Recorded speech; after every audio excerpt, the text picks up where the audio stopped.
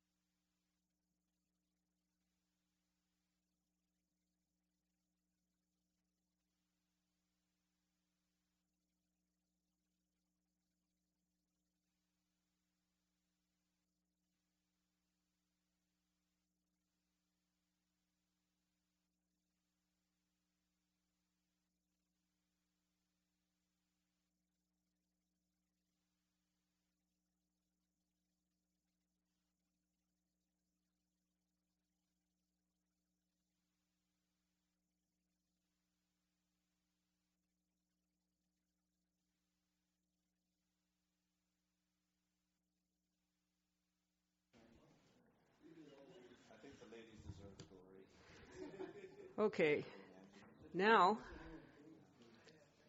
I'm going to look for a motion to adopt the agenda. We have a number of changes to the agenda. Do we move this first and then discuss? Is that? Move second and then. All right, motion for the agenda. Second? Okay, it's on the floor now. All right, we have various requests to change up the order of the agenda. So 2, 3, 4, and 5 are where they are. Next comes number 13, the Q1 quarterly report. Then we move to formerly number 7, which is agricultural land use and water demand study. Then to the former number 6, which is the drought management plan. Then we go to the former number 9, solid waste management plan overview,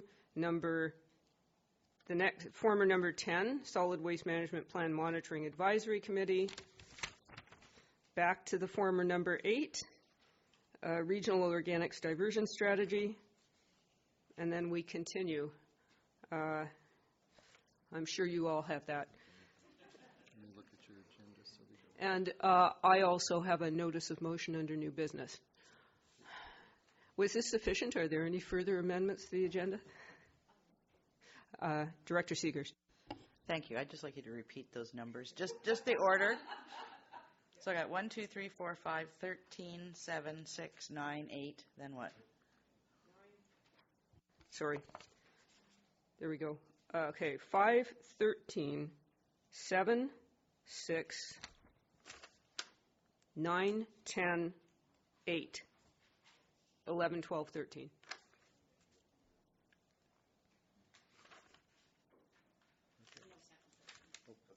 That's 13 is Oh, number 6. sorry, yes. Thank you. Is there any further discussion? If everybody's happy with that, all in favor? Thank you. So we have passed the agenda as amended. Oh, we've passed the amendment to the agenda. I beg your pardon. Are we now voting on the amended agenda? All right. All in favor of the amended agenda? Thank you very much. We passed the amended agenda. Good. All right. So the first report, General Manager of Infrastructure Services on the refusal of the park boundary amendment. Thank you, Chair McMahon. The purpose of this report is to provide insight in the operational and financial implications of the refusal by the province of the park boundary amendment required to allow the SOD to construct the Chapman Lake infrastructure improvements.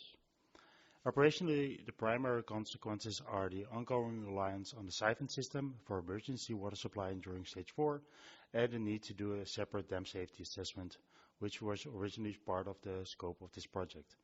The financial implications are that the expenditures occurred to date to develop this project to where we are right now are not considered anymore to be a capital expense and are therefore to be included as part of the operational side of the financial plan. Staff would be pleased to answer any questions the committee might have. Thank you. Discussion? Director Seegers. Thank you. My understanding is that in order to approve this expenditure, the initial expenditure, we did an AAP in the community. Is that correct? So the approval of the original expenditure was approved as part of the financial plan. And this particular project was supposed to be funded partly through regional water capital reserves. So part of the engineering, I think it was in the tune of about 598,000 or so in the original financial plan. And then the remainder, the construction of the project was supposed to be funded through a borrowing. I believe we went out to a long-term borrowing. The alternate approval process failed, and so there's no construction costs associated with these particular expenditures. They're just for engineering preliminary work. So yeah, AAP costs, those types of things. So those types of costs, we're saying it wouldn't be appropriate for them to be funded through the capital reserve because there's no capital infrastructure that has resulted out of these costs, so they would have to be funded. Staff are recommending through operational reserves. Follow-up? Yeah, follow-up. Did you say that the AAP for this project failed? Sorry, no, this one actually passed. Sorry, you're right. Okay. This one passed back in 2016, I believe. Yes. So the AAP was specifically for this project. Specifically, yes. So Yes. this funding cannot be used for anything else because we didn't get approval for anything else. That's under right. The AAP. Okay. Yes. So what happens to that? Does it just expire? It just goes away? So on page 4 of the report, so it says approved debt. It's just underneath where the financial reporting is in there. What we are recommending is that the bylaw be repealed, the loan authorization bylaw.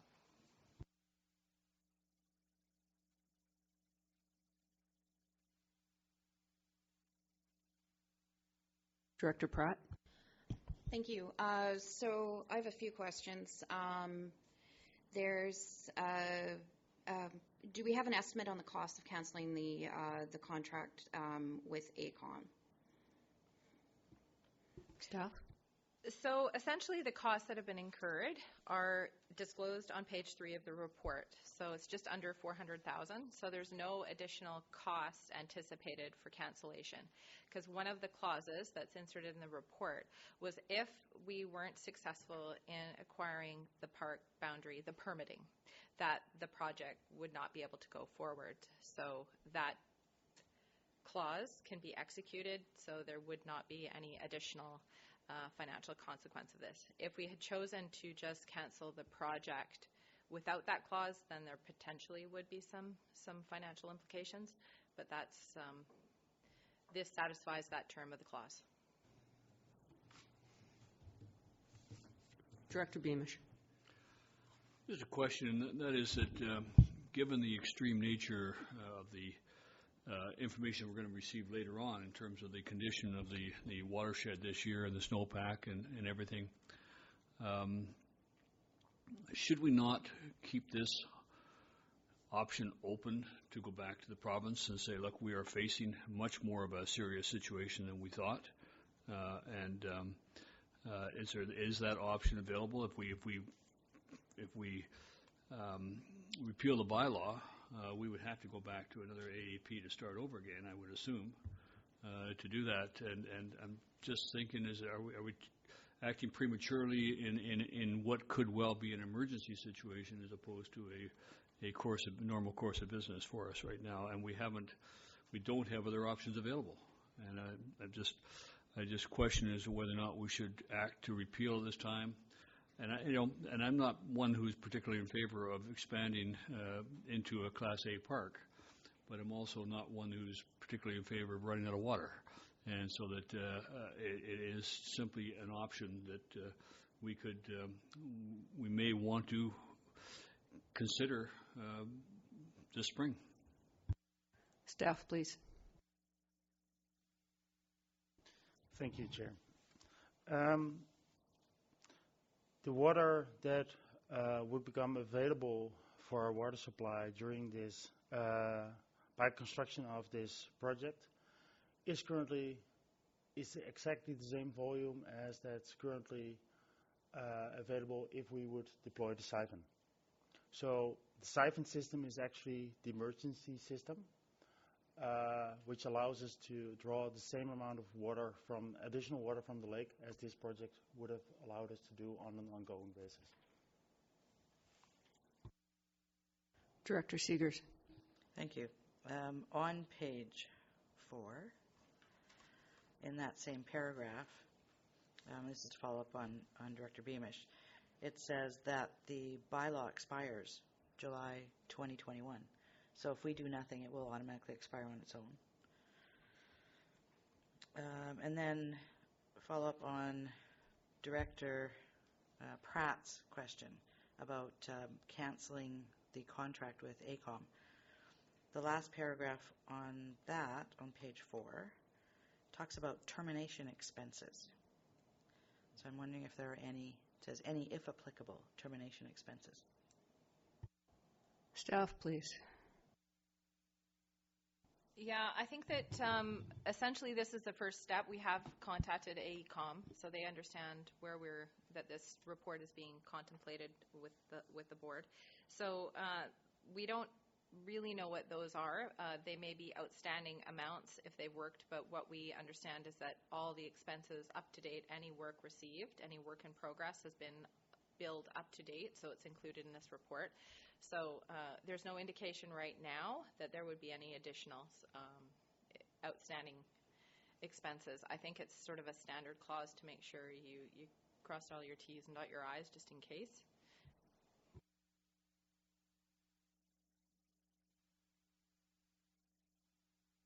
Director Pratt. Okay, so like I said, I still have a number of questions, but I'll intersperse mine with everybody else. So my next question is regarding any further communication that staff has had with the ministry since have we had any communication back and forth with the ministry since the letter was received from Minister Heyman, specifically because we have already committed a certain amount of cost towards this project. I'm just wondering what the communication has been so far and whether or not we need to potentially put more advocacy resources over there. Staff, please. Thank you for the question. Since SRD received this letter, there has been no communication on this issue with BC Parks. Staff are currently finalizing a letter that was requested by the board as a response to the refusal. We're finalizing it and want to include this discussion in that draft letter for your consideration. So to date, no further discussions has happened with the ministry staff. Director Lamb, sorry. Okay. I was just on page 2 here. I guess it's the whole expense here. Like we've got like $400,000 invested in this project so far, and so it starts back in 2015, and then in January, BC Parks' initial interpretation of the BC Parks Act was incorrect, and a park boundary amendment, whatever that is, but we just flushed the $400,000 down the drain, and I'm just kind of wondering, is there nobody, like, I don't understand how government works here. They say, yes, you can go ahead. We're out $400,000, and there's no way of recouping that money?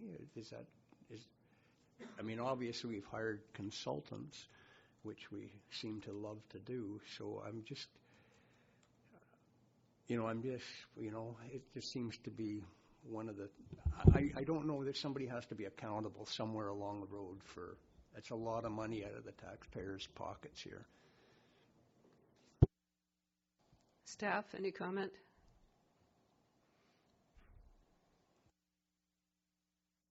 Thank you. I mean, certainly there are options that could be considered, starting with the lower end of just going back to the ministry and asking them to, provide some compensation for the expenses we incurred, up to, more drastic actions that might be discussed depending on the answer and the board's will to pursue such an action.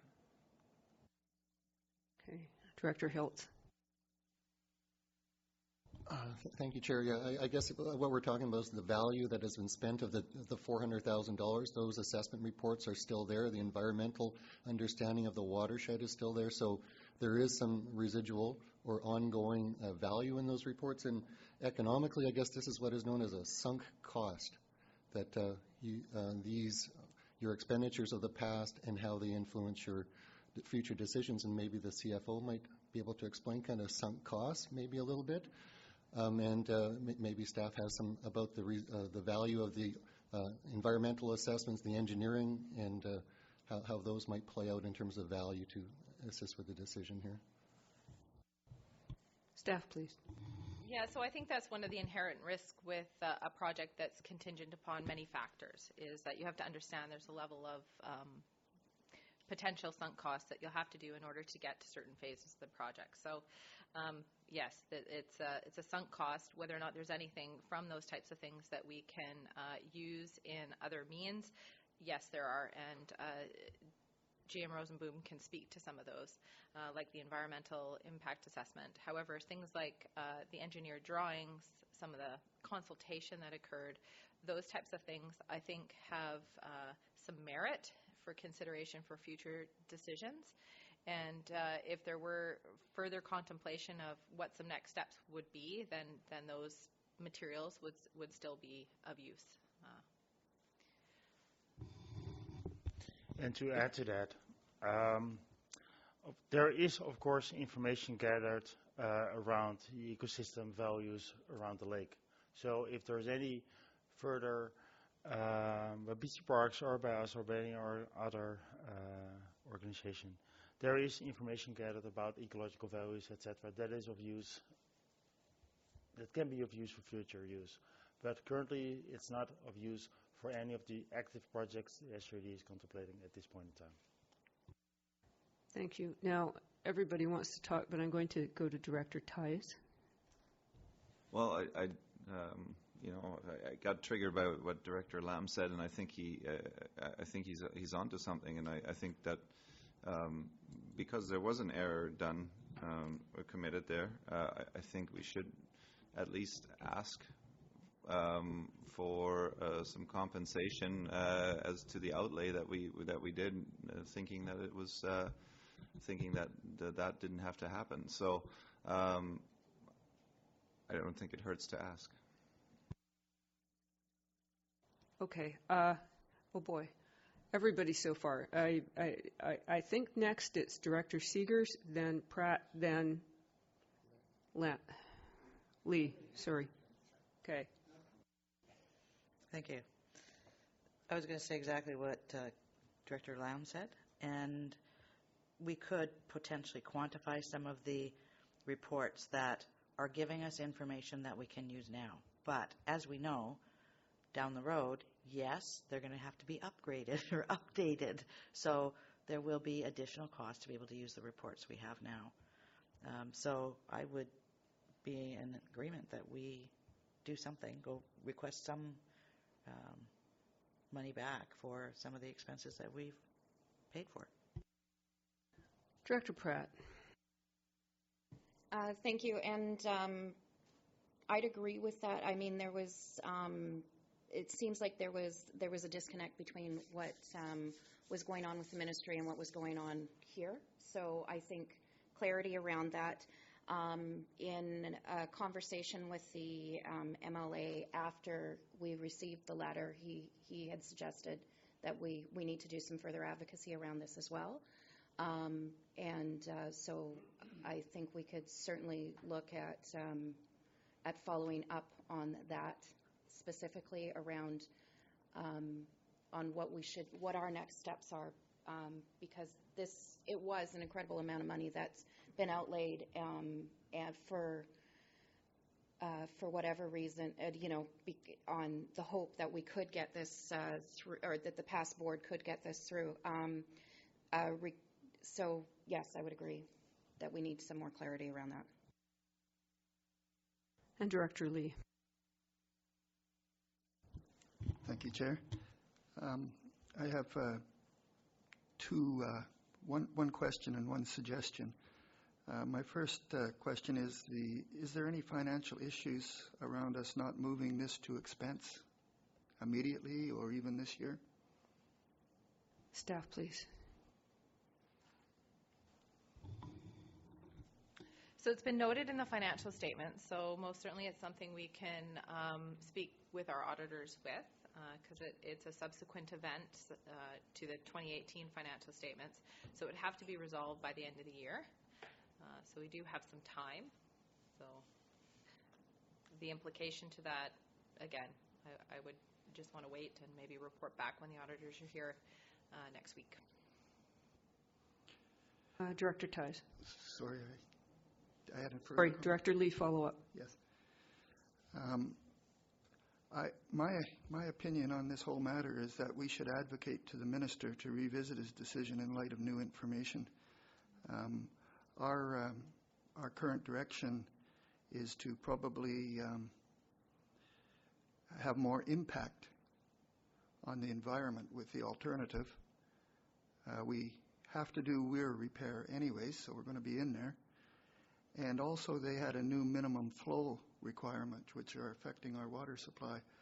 I think we should advocate for him to revisit the decision based on new information and push him to take that lake out of the park so we can get on with having some water. All right, I'm just going to throw one comment in here because I can. Yes, we spent a lot of money on this, but we spent almost twice as much recently on a chiller replacement for the ice rink, so, everything is relative. Director Theis.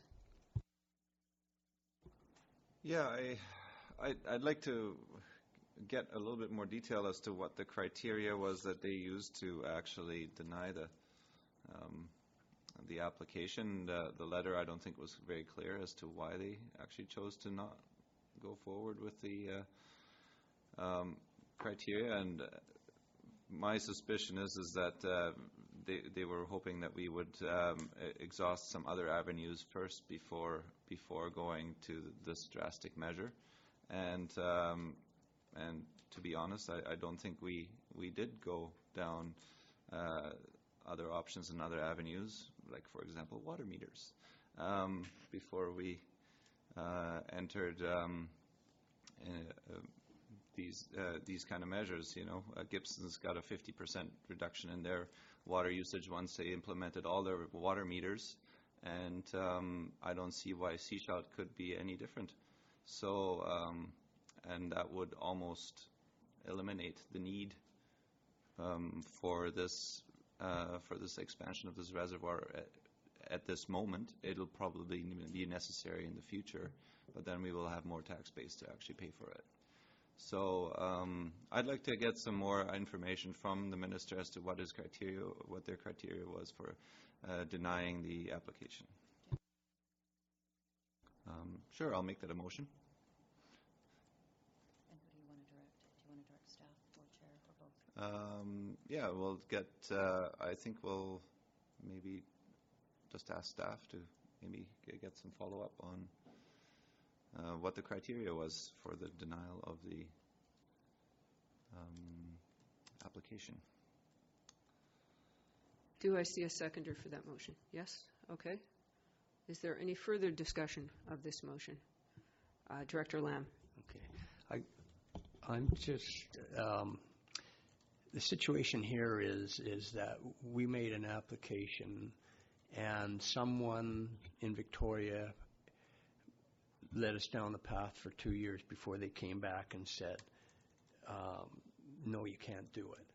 So the situation is, if they would have come out and said, no, you can't do it right off the bat, we would have spent zero. Or we would have spent $25,000 or $50,000, but we wouldn't have got started. And that's the difference between the chiller and this, is that we knew what we were doing with the chiller, but with this thing here, some government agent somewhere, wasn't, either there was, the information they had was incorrect or whatever. So for myself, I mean, yes, we've gained some information, but we should have never started spending the money. Do I hear any, Director Ties? Well, on that note, I'll make another motion, and that. We have a motion but on we the have one floor. on the table. So yes, amended. thanks, Tom. Do we have any further discussion on the, perhaps we could have it read out. That would be helpful.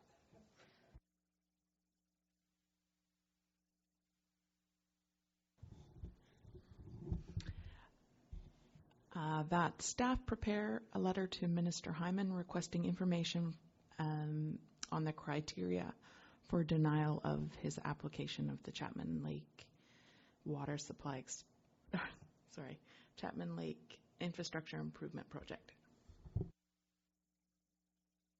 I'm going to jump in and say that wasn't quite what I heard, but are we not already preparing a letter to the minister in response? So do we need to do this further motion, or could we add this to the letter that's already being prepared? That is my question. Perhaps I can throw that out to staff. Do you have a comment? Thank you, Chair. We can easily incorporate it in the letter we're currently drafting.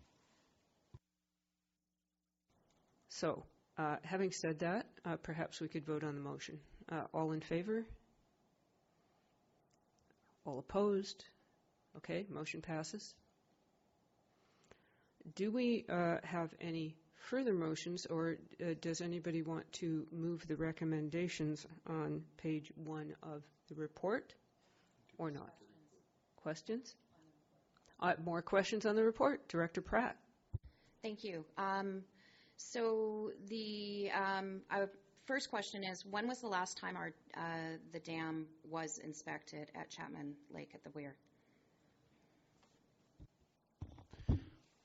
Thank you for the question. That's at least several years prior to the initiation of this project. Director Tice. So yes, another motion, I'm not sure what specifically was mentioned in the letter that's already going to the ministry. Did I miss something? But my motion would be that we also ask for money back, or compensation, considering that we were led down the path for 2 years. Okay, do I see a seconder? Okay, Director Lamb seconds. So, do I see discussion? Director Seegers. Thank you. I'm not ready to do that yet. I'd like to hear what their rationale is. When they come back with their rationale, we could then potentially go back and say, well, this is what we were told initially, and we went ahead and spent $400,000 based on the rationale you gave us. Now you're saying something different. Please pay us back. At that point, I'd be willing to support something like this. Director Pratt. I'd agree with that. I think it's a little premature to put something to ask for the compensation, or for ask for compensation in this case, because there was also will around the board at that time to follow up on this project. So there may I don't want to put all of this at the feet of the ministry, because I believe that the board needs to accept some responsibility around this as well. So I'm not ready at this point to ask for compensation until we have further clarity. Director Lee. I am not in a position to ask the government to compensate us for something, a mistake they made. I believe it's good that they are willing to work with us, and I would hesitate to put anything forward that would stop them from working with us in the future. So I'm not in favor of asking for compensation. I would definitely use it for leverage if we were ever looking for a little bit of help to get something done, though. That's a different matter. Thank you. Director Tice. You've got me convinced, so can we vote on this motion and defeat it? Thanks. Can I see all in favor of this motion? That would be nobody. Director Lamb, good for you. And he wants it recorded. And all opposed to this motion? That's like pretty much everyone else. Thank you very much. This motion is defeated. So, do we have any... I'm not going to entertain a discussion of everything that the board has done over the last 10 years at this point. So do we have any further discussion or motions regarding this report? Director Seegers. Given the conversation that's happened around the table, if we look at the recommendation put forward on page 1, I would move receipt of the report. We have a motion to receive the report. I don't think we need to discuss that. All in favor? Fine. Any opposed? No. All right. Passes. Do we have any further motions? Director Pratt. Just around the environmental flow needs, because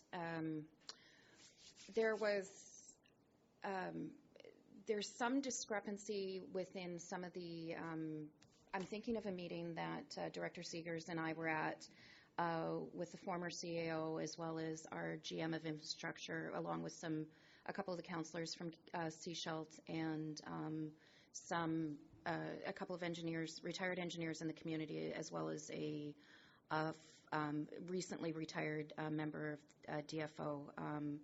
And there is some suggestion that the environmental flow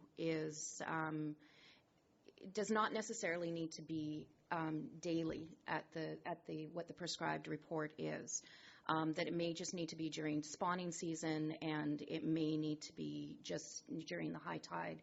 So there is some potential around looking at the environmental flow rates or flow needs.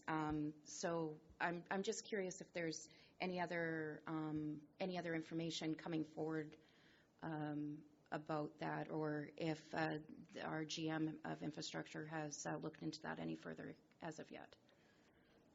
To staff, please. Thank you for the question. Good question. I reviewed, after that meeting, I reviewed all the relevant information and confirmed that the most updated technical assessment the SRD provided to the province and the province reviewed and the province used to base their environmental flow need order on all included the 200 liters a second as a minimum year-round. Having said that, as indicated in the report, there might be opportunity for a more refined EFN, and further analysis might be needed for that. So at this point in time, the order from the province states 200 liters a second year-round. All right, I'm going to ask a question now. Can we actually provide 200 liters per second year-round? I understand that when the infrastructure at Chapman Lake is frozen up, we can't actually control how much water is going into the creek.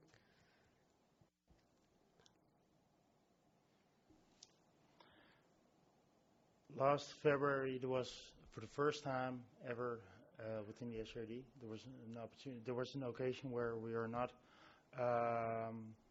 able to control the flows, because everything was frozen, and we were not able to meet the 200 liters a second. So we informed the province about that, and they were totally fine with our explanation.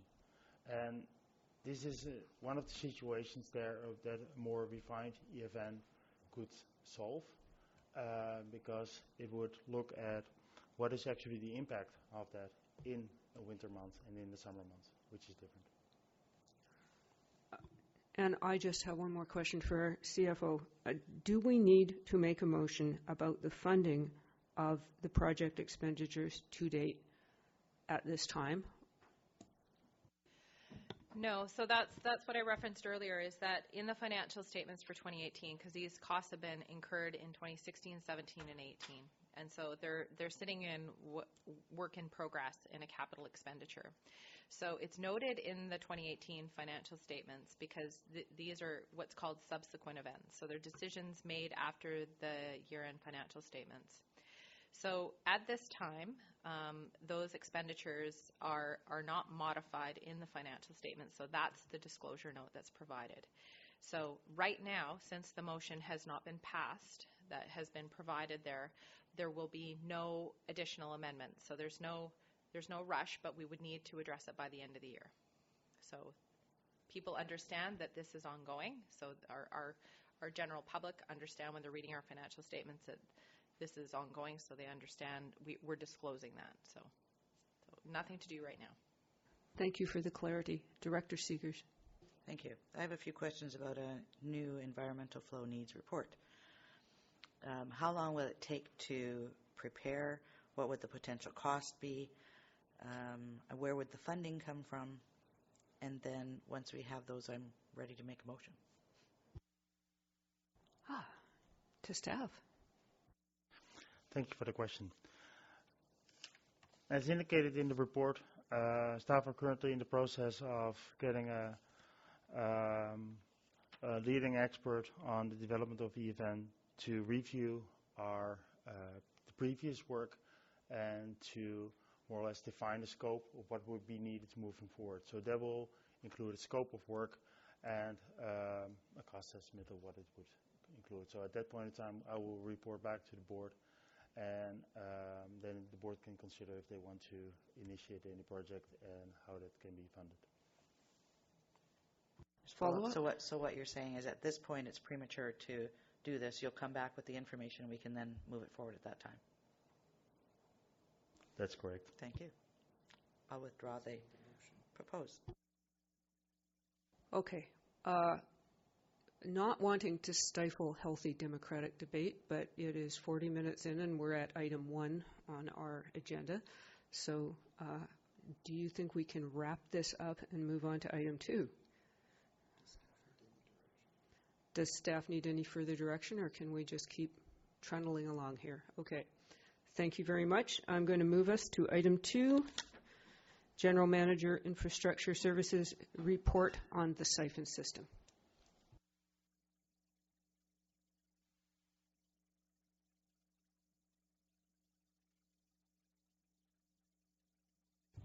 Thank you, Chair. The purpose of this report is to outline the operational, financial, and human resource implications of regular, extended periods of siphon deployment at Chapman Lake, including the legislative and regulatory aspects relating to obtaining the necessary permits. The siphon system enables the SCRD to access additional water to meet the community needs for health and fire flows, as well as Chapman Creek's environmental flow needs in 2017 and 2018. The siphon system is the only method currently available for adding substantial volumes of water to the Chapman system.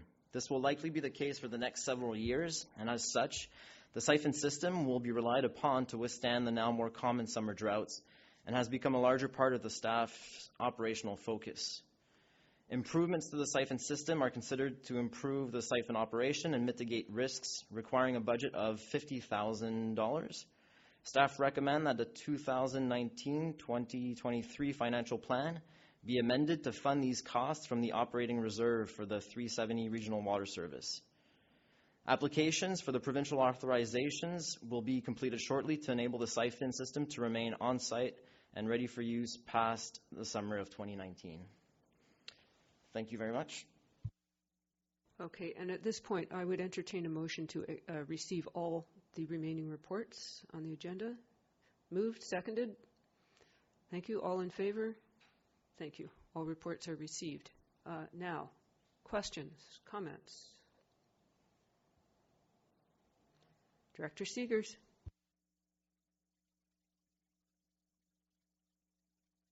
Sorry, it's a big report. I got lots of stuff highlighted in here.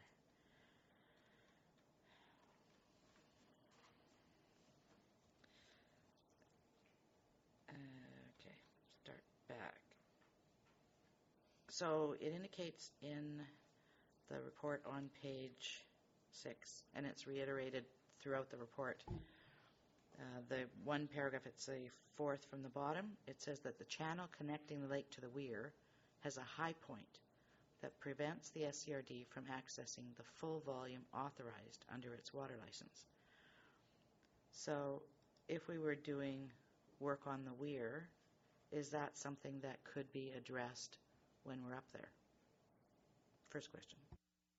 Staff, please. Thank you for the question. No.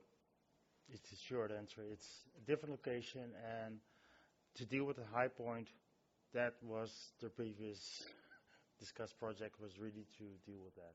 That high point that is close to weir, 50 to 100 meters away from the weir, so it's not connected.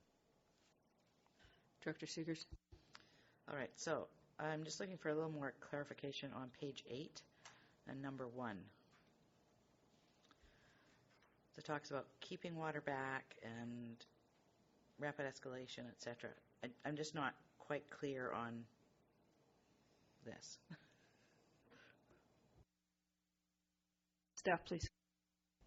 Thank you, Chair. This is just diving into the operational functioning of the maintaining the adequate flow in Chapman Creek to meet both environmental flow needs and community needs that are diverted for the Chapman Water Treatment Plant. Because the Flynn-Roe license only allows 200 liters a second from the siphon, then it won't be sufficient to meet the entire EFN and community needs by itself. Therefore, it needs to be supplemented by Edwards Lake. And in order to maximize the period of time where the SCRD can supply water for EFN and community needs, those two sources have to be used in parallel to make that period of time the longest that it possibly can be. Otherwise, one source the Edwards Lake or the siphon will be used completely prior to the other, and then we won't have sufficient water in the creek to meet all needs. So it's just an operational detail to make it possible to prolong the available water supply. And it's tied to the conditions around using the siphon at stage 4 and the siphon being limited to 200 liters per second. Thank you, Chair. Follow-up? Another question? Director Seegers. Thank you. So when we're using the siphon, the pipes or whatever, the tubes or whatever they are, lay in the lake. I know that the salmonid enhancement people are indicating that we're drawing from the top part of the lake, which is hotter, and that's also impacting their operation. Is it possible when we're having the siphon placed that we actually draw from lower down rather than the top part of the lake so that the water is actually colder when it comes down? Staff, please. Thank you for the question, and I understand and I'm aware of the concerns from the hatchery in terms of the temperature of the water. In order to draw from a lower level in the lake, in order for a gravity-based system like a siphon to work, you have to also extend it on the other side further down. Otherwise, you don't have the appropriate head. That will require significant increased work there, which might even require another park use permit amendment for us because we still work in the park and et cetera, et cetera. So there are all kinds of implications if we want to do that. And engineering-wise, we have not had an engineer design a structure that would allow us to do that anyway because the intakes are currently floating. So we would have to build almost fixed pipes or some kind of structure floating in the lake to keep the intakes down. So there will be additional engineering and other costs associated with that. Thank you, Director Seegers. Oh, Director Ties. Thank you. Just to clarify with staff, if the water were actually flowing over the weir, it would also be right from the top of the lake. So I'm guessing it's not really that different. Staff, please. That's correct. The only difference is that in the condition that water is flowing over the weir, there's more circulation in the lake of the water because there's more flow, while when the siphon is used, the lake is stagnant. Thank you. And Director Beamish. Yeah, first of all, recognizing that the town is not part of the water function, so we have no vote on these matters. But I do have a question. That is it a routine request for the emergency amendment to the permit to employ the siphon, or does it take time? And if it takes time, should we not be kind of anticipating that now and just putting that as part of our work with the ministry and anticipating that we will require it and request that it be the amendment be put in place? Right. Question about our routine emergency.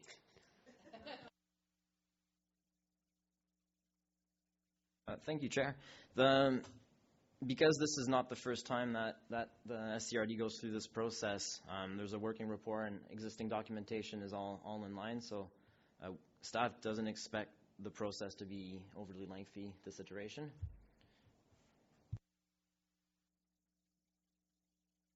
Follow up? Yeah, just follow up on that because we are going to be looking at kind of the whole package for this year as to how we're going to respond to it. And I just wonder if that's one thing that we should do or include in his information to the public, that we are anticipating this. And it's just a good message that we have one of the steps that we will take as we have applied for and we have requested the emergency use of the siphon as needed. So, staff, please. We currently have the park use permit amendment is valid until October 31st. It's listed on page 9 of the report. And our permit with Flintword expires at the end of August, and we're currently in the process of applying for a 2-year renewal of that one. Director Pratt? Just clarity, can you walk us through exactly what the siphon process is like to apply to use the siphon?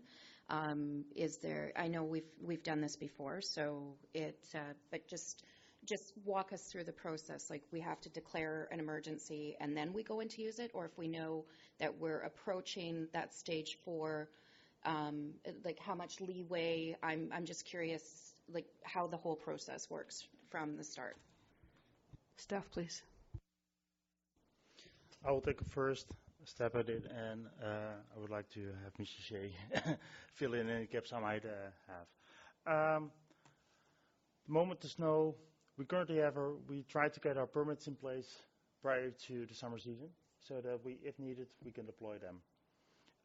We can use the siphon. The siphon is currently winterized. It's in place, but there are several valves, etc., are taking off because otherwise they would be damaged during the frost up there. So the moment the snow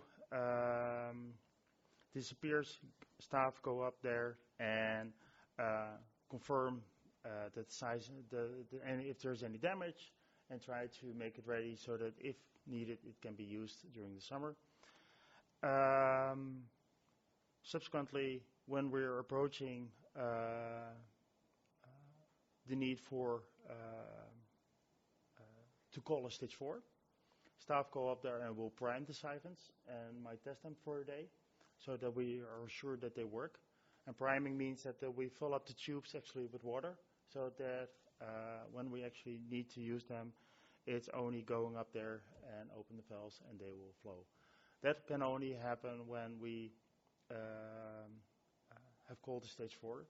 And prior to doing that, we have to notify the hatchery of the fact that we're going to deploy the siphon, and so that they're aware of that as well in terms of their own water supply situation. And then we can use the water, and then there are all kind of monitoring and reporting requirements to the province on how much water we're using and when we're using it, etc., etc.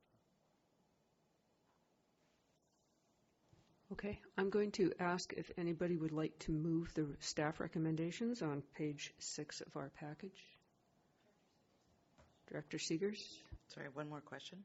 On page 9, it talks about the fact that it takes 12 hours for water released from Chapman Lake to reach the Chapman Water Treatment Plant, and there is no creek flow monitoring in between these 2 points.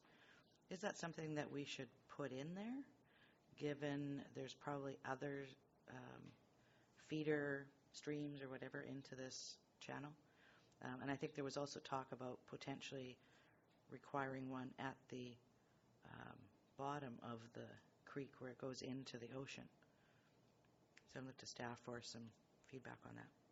Staff, please. Earlier this year we explored, and last year we explored the potential of putting a monitoring station in between here in the lake. And at that time we were not able to find a suitable spot to install one that we are sure that A, there is good connectivity in terms of signal to either for communication on gauges and to get power there, and for a site that would not be washed out easily during high flow events. So we'll continue to explore what we can do in the watershed. Thank you. Do we have a mover for the staff's recommendation? Director Tighes, do we have a seconder? Yes, we have a seconder. Do we have any further discussion on the motion to look to a $50,000 budget for the siphon upgrade project? Hearing no further discussion, all in favor? Any opposed? The motion passes. Thank you. Next on our agenda is the report on the snowpack. We have already received this report, so it is for information and discussion.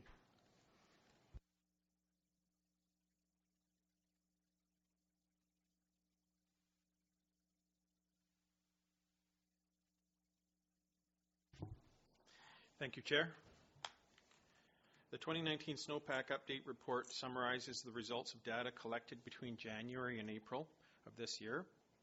The data is used to enhance our understanding of the hydrological characteristics of Chapman Creek watershed. The snow water equivalent is below average this year, and the frequency and the intensity of rain events for the remainder of the spring and summer will affect the water availability.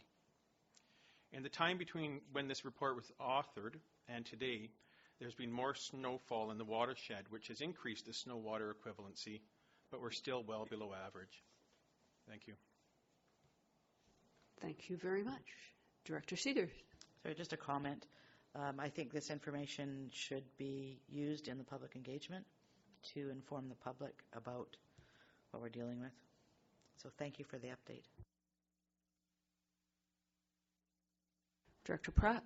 And just as a comment, I'll be doing on behalf of the SCRD, we'll be doing an interview with our members of the Coast Reporter on Monday next week, and it'll be on the podcast for next week. So this will be one of the things that definitely bring forward with the water issues that we're facing.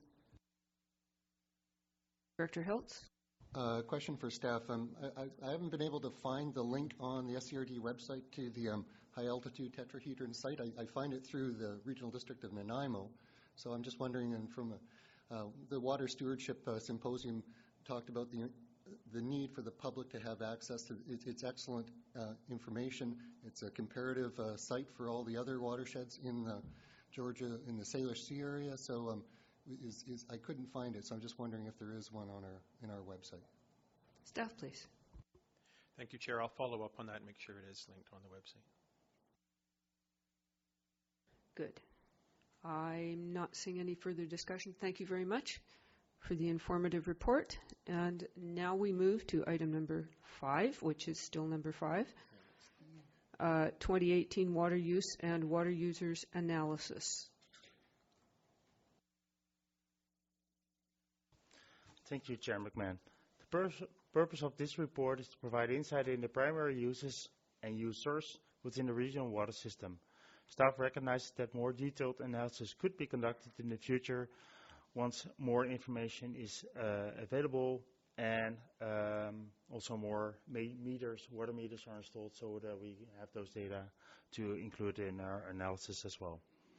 Based on the meter data we have so far, we've been able to confirm that the residential summer use in the rural areas is about 34% of the total additional seasonal use in the system. The majority of this use is expected to be for the watering of lawns and gardens.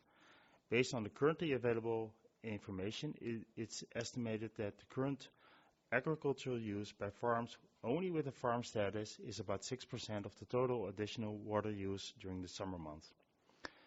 An analysis of the top 20 institutional, commercial and industrial users conducted that concluded that their combined use is also about 6% of the total additional use during the summer months. Staff will be pleased to answer any questions. I'm just going to jump in with a question. In the table of the 20 top users, would that include agricultural users? It does not, because they are not considered currently considered a commercial, institutional or industrial user. Director Seegers. Thank you. If we look at the chart on page 19, the table there, so we can see that in 2018 we had huge pushback from the community around stage 2 and 3. It was only towards the end of stage 4 that we actually looked to see more compliance in the community. So this as well should be part of our public engagement.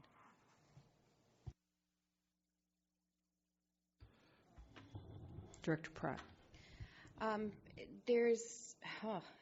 In looking at these numbers with the high amount of usage and knowing how much our population swells during the summers, it's the water usage. I think it's not indicative of how much tourism, how many non-resident property owners are using, because for example, Area A swells like 40% vacancy, non-resident property owners.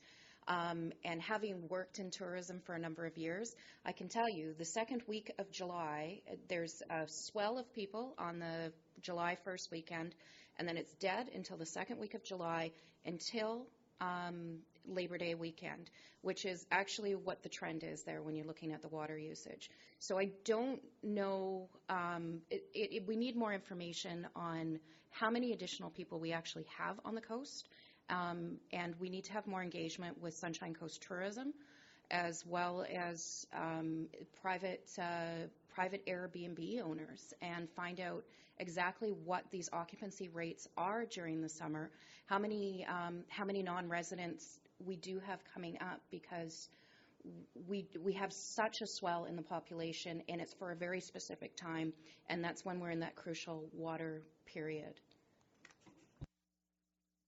Right. I have 3 people on my list: Director Beamish, Director. Sorry, who's following up on what? I'm following up on. She followed up on me, and I want to follow back up on her. Oh, all right. I'll let you. Okay, I agree. I agree with what you say about the tourism piece. Definitely, that needs to be part of this. Area A is not part of the Chapman, so even though they're 40%, whatever, it has no bearing on this. But tourism has to be part of that and in engagement as well. But it's based on this chart, and that's something that we need to get out there as well. All right. Next is Director Beamish. I have a question that I haven't had an answer to yet, and that is in terms of, we'll look at it in the drought management plan a little later, and that's in terms of cannabis operations, cannabis grow operations. Are they considered agriculture? They're not food production, and because they are in-house, inside a building, would they be regulated under the drought management plan? We can think about this later. And would they be allowed to continue to water crops when we only allowing water for food use, food crop use? And maybe that's a question for later as opposed to at this point in time. It's not one of those commercial operations that we see listed here, so maybe they're not high volume users. Are they a commercial or are they agriculture? And it kind of rises from the earlier question, is agriculture on this list? Are they agriculture or commercial? Thank you. Would staff like to comment? Thank you, Chair. There's not a lot of information on the scope of marijuana growing operations on the coast, but staff has been in contact in the past with the RCMP to get a better understanding of the scope. Legal operations are considered commercial and are metered, and the rest is a little bit less known. Director Lee? I was actually following up on Director Pratt's comments about the peak in the summer months. I note that I believe it's Howe Sound has about as many part-time people as Pender does. I think you actually have more. And also, we have a large number of people that go to the Sunshine in the winter and come back. So they're actually permanent residents, but they return in the summer because they enjoy it here. So I'm with the general consensus. I believe it's indoor use that's causing our peaks, not necessarily lawn watering and car washing. So I think we need a little more analysis on what's causing the problem. Thanks. I'm just going to throw in here that the credit union's chief economist in his 2018 report said that 33% of the housing on the Sunshine Coast has off-coast owners. And a few years ago, the Affordable Housing Society, in an attempt to figure out, how much housing there was out there, estimated that the population increases about 50% in the summer. But we don't have hard data. That was their best guess. Director Hills. Thank you, Chair. I'm going. Oh, we got a frog.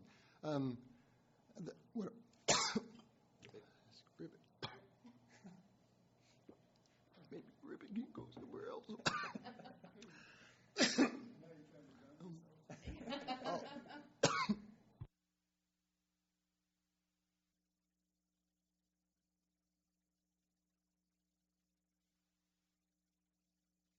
All right. Do we have any further comments on this item? I'll try again. Okay. My takeaway is that the 20 users use 6, 10,000 other people use 94%. But what I'm seeing is we don't have numbers, but what I do see is that everyone has a role. It doesn't matter if you're a high water user or a low water user. We are all in it together is what I'm taking away from the report, and that everyone can save, and that and when we hit stage 4, I think we all want to have a drink of water. I think that's the goal that we're trying to see out of this report. Director Tyus? Yeah, I just wanted to point at the agricultural use on page 20, and that I don't think we have enough data as to how many people are growing food, and that will be reinforced by, I believe, agenda item number 7. So I just wanted to point out the interlink there, and that's it for me. Thank you, Director Pratt. Well, there's a couple of things that I think we need to look at. It's going to be around the communication piece as well, because we do see and hear about drought fatigue within the community and the constant, there is no more water, there's no more water, and people, we've all heard anecdotal evidence of people saying, well, I don't care, I'm just going to run my water anyway. I do think that, and I know this is not going to be popular with some members of the community, but we really need to pursue water meters for Sechelt and the Sechelt Nation and get those in. And then I was also wondering about the mainline, how we monitor our main lines with the water as well, because we may have the water meters for residential, but how are leaks? I know I've been told this before, but with all of this information that hits you, you sometimes miss it. How are we monitoring leaks within main lines? Is it just drop in pressure, or do we have some kind of monitoring software or monitoring system on that as well? Staff, please. Thank you for the question on the water main infrastructure. We have, of course, our instrumentation at our reservoir sites where we can and we get alarms when pressures are changing more than we expect them to change. All our main lines, almost all of them are currently ductile iron, so steel. So the risk of any of them leaking is very low compared to the older asbestos cement ones. So yes, we have instrumentation in place to detect leaks, and the risk of them occurring given the infrastructure we have in place is also very low. Follow-up? Yes. Okay, so one of the ways of monitoring is the pressure at the reservoir sites, and I'm wondering if the GM can remind us how many of those reservoir sites we have. We have 11 different size but relatively small reservoirs all over the coast, and and on the Chapman system specifically. Okay, I'm just going to throw in one comment myself. The assumption, and I think this is consistent with the discussion we've had, but the assumption on page 20 that approximately 50% of the water use during stage 2 can be attributed to lawn watering, I don't really think that we can make that assumption. You know, I think our water usage here is probably different than that. So do we have any further comments on this item? Because if not, I'm going to call a 5-minute break before we move to the next item. Okay, we are adjourned for 5 minutes. Or not adjourned, we are pausing for 5 minutes.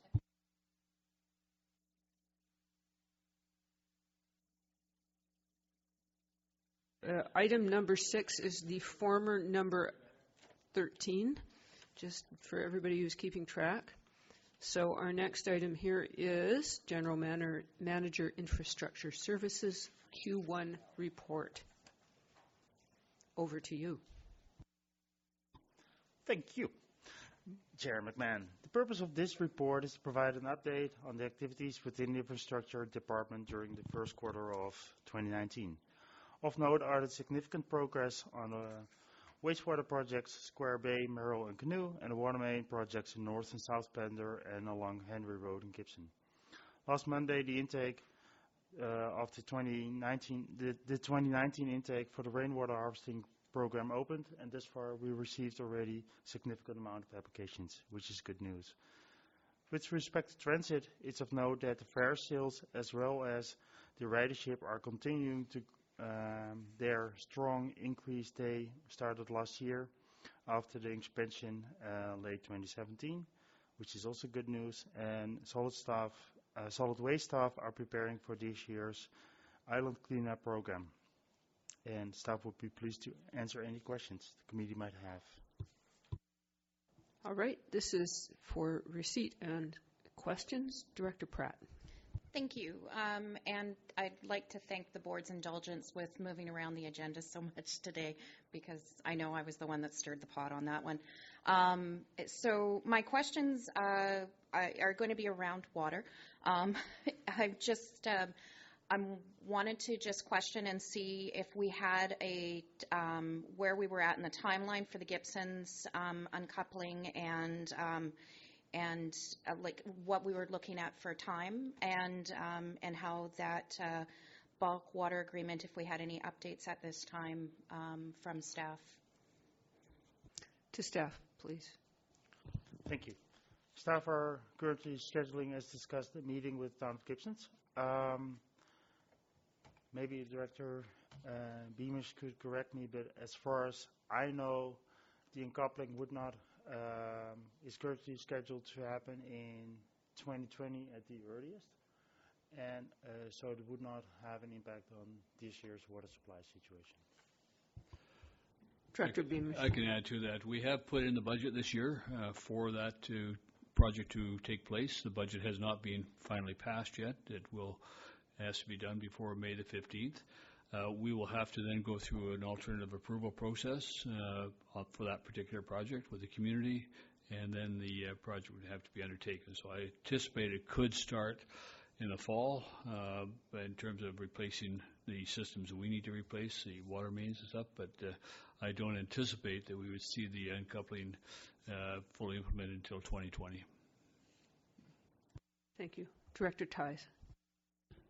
Yeah, I have a question that's probably more not necessarily related to this exact report, but it's about the rainwater tanks, and I'm wondering if there is an optimal time for people to save their rainwater and then start using, rather than start using it when stage 1 hits. Would it be more advisable to save all the way till stage 3 hits and then start using the rainwater tanks? Is there like a sort of use it as a savings account, rather than using it to water your lawn in the early going, and then maybe use domestic water while you can, and then I don't know if there's an optimal timing around that. Do we have rainwater guidelines, staff? Thank you, Chair. There are no guidelines around how people can use the water that they store, and that water is not regulated in the DMP or the Drought Management Plan.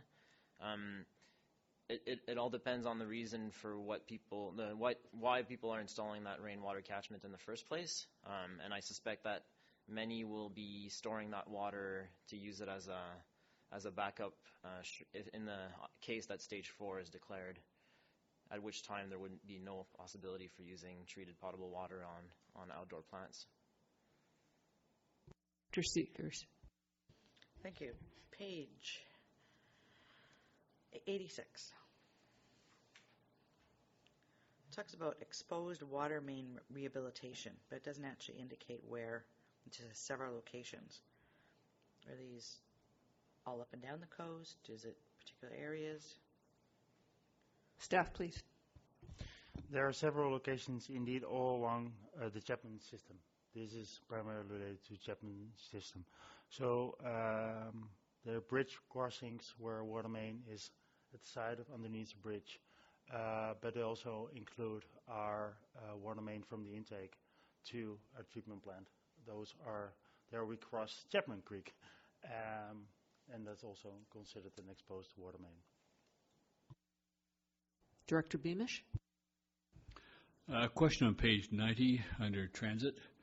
I understand that the bus drivers have a kind of a button system to monitor the number of paid versus unpaid transit riders. Do we have any figures on the number of unpaid transit riders that are using the service, and is that constant or is that increasing? Staff, please. I don't have that information, and I'm also not aware that we're actually tracking that information long term in terms of that we have a database where we actually track that information. I can look into that. Director Seegers? Thank you. Page 91, right at the top. I know that we put forward the Route 90, and my understanding from adding on the Route 90 was to actually decouple the transit from the ferry schedule.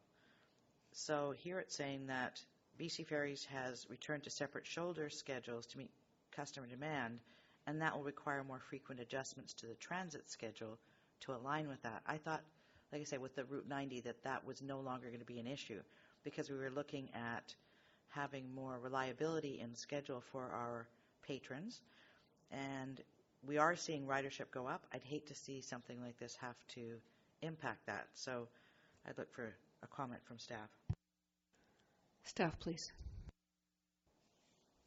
Thank you for the question. It's what we're trying to do is, with the scheduling, is to ensure that once a ferry arrives, there's a bus available to take people away. What the Bus 90, the Route 90 allows us to do is, if the ferry is delayed, the bus can still leave because we know that there's an next bus showing up very quickly afterwards.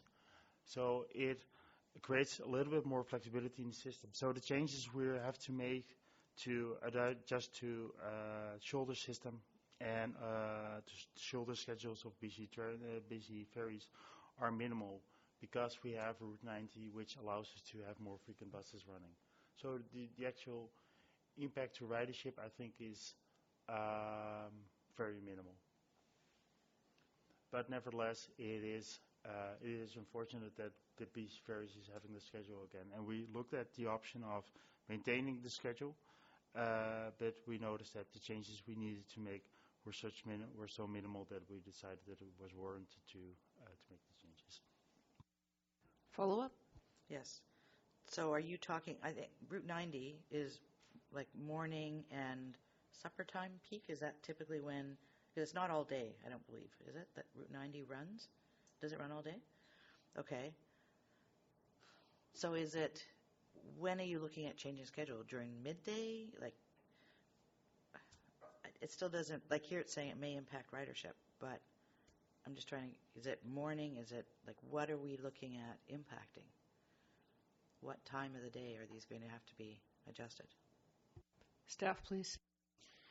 I don't have that information at hand, and unfortunately the manager of transit was not able to join me today.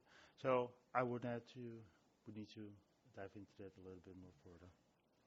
Just one comment around that. I mean, I know we look to try and have the buses be available for those who take transit when they come from the ferry, but it also then doesn't take into account that the ferry schedule, can be delayed, etc. So that has a huge impact, and I don't know if us adjusting our schedule will actually improve it or not. Okay. Director Hiltz. Just a further question on the uncoupling. Is the ongoing discussions looking at the emergency aspect of the Zone 3 supplementing the Chapman sources? Is that part of the ongoing in terms of emergency preparedness? Should we ever get to the stage 5, which would fall under emergency preparedness? Staff, please. Thank you for the question. I had discussions with the Director of Engineering of the Town of Gibson last week on several issues, including this one.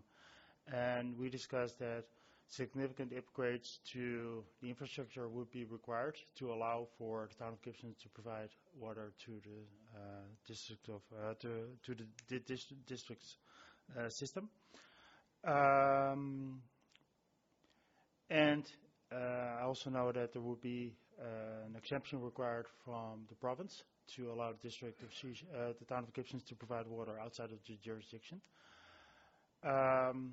Combined, we concluded that it would be really challenging to get it all in place for this summer, especially given the infrastructure requirements. And we discussed that we would put it on our list for items to discuss as part of the uncoupling and bulk water agreement to see, okay, how can we fit that into our long-term planning and collaboration? Follow-up. So a summary follow-up. So the residents of Chapman could not expect the town of Gibsons to come to our aid, and all the solutions will have to be provided by ourselves. Is that the summary of that? That's how you can phrase it. Director Beamish. Except that the Zone 3 people will be on the same water restrictions and cover the same water restrictions. I understand that it's a valve issue and a booster pump requirement, infrastructure-wise, so that and that those talks are ongoing, but they probably should have been started a couple years ago. Director Pratt. Couple years ago, couple decades ago, I think it's a matter of semantics at this point. I think the clear message here is that regardless of what projects are already in process and moving forward, we have no new water coming online this year. And that's probably the biggest message we need to put out to the community, is we've got a lot coming but it's taking time. So we're below level snowpack at Edwards and Chapman. We're potentially, it's so bizarre to think drought when we have a day like today, but the long-term forecast for the summer is for drought, an extended drought over the summer, and we already have a community that's within drought fatigue. So it's not really a question, it's just this is a messaging piece that needs to be really clear, is this is taking time. Now, I understand that with the town of Gibsons, it's challenging to get everything done quickly, financially, as well as following the proper regulatory process. Is there any way of speeding anything up, or is it really, is it impossible, or is it just highly challenging? I guess it's just and if there's anything that we can do as a board to assist in moving things forward, I'm so concerned about the level of water that we're going to have in the community come July, August, September. Staff, please. Given the infrastructure requirements, we're talking about valves and booster pumps. We're talking about significant pieces of infrastructure which require engineering. Just installing something and relying on it in an emergency situation might not be the best emergency backup you have in terms of reliability. So, and there might be financial consequences to that as well. So, from my conversations with Director of Engineering of Town of Gibsons, we both, from a technical point of view, even though we recognize that there might be an option, we also realize that the volumes might not be significant, but could make some difference. So it's definitely something further exploring, but it's we just both felt that to rush it would have significant financial risk as well. Director Seegers. Thank you. I have two. I'll take one and then we'll go across there. Given our water situation, this would be a question for staff. If we want to move some of these projects forward quicker, given licensing and all that kind of stuff, would advocacy work at the provincial level by our board allow some of these to move forward in a quicker time frame than what the province typically would do. I mean, this is all in line with them not allowing the Chapman drawdown, et cetera, et cetera. So we come back and say, we need water. Help us get this done quick. Would that make any difference? Staff, please.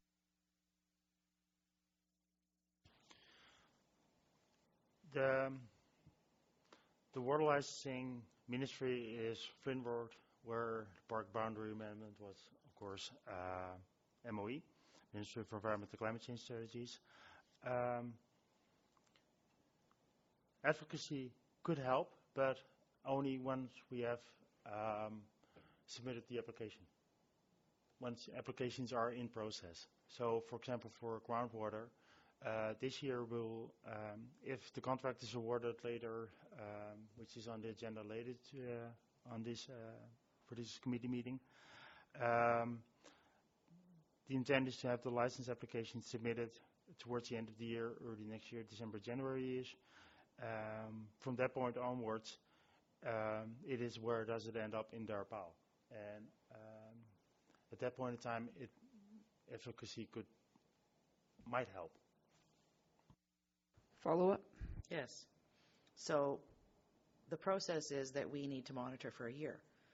But if we were to go to them and say, we don't want to monitor for a year, we want this application in now, we want it dealt with now so that we can move forward with it. I'm saying, like, can we step outside the required process given our situation and the way this is unfolded? Staff, please.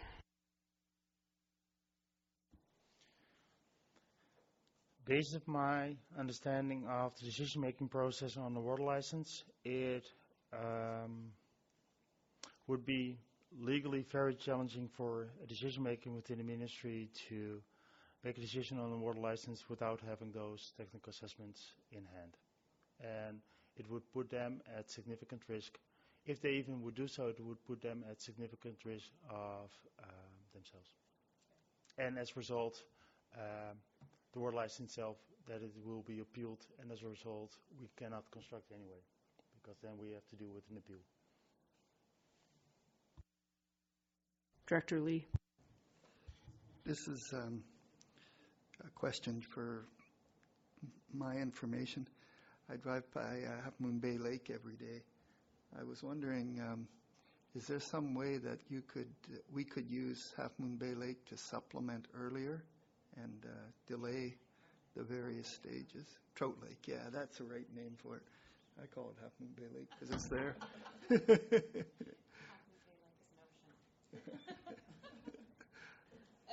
Over to staff.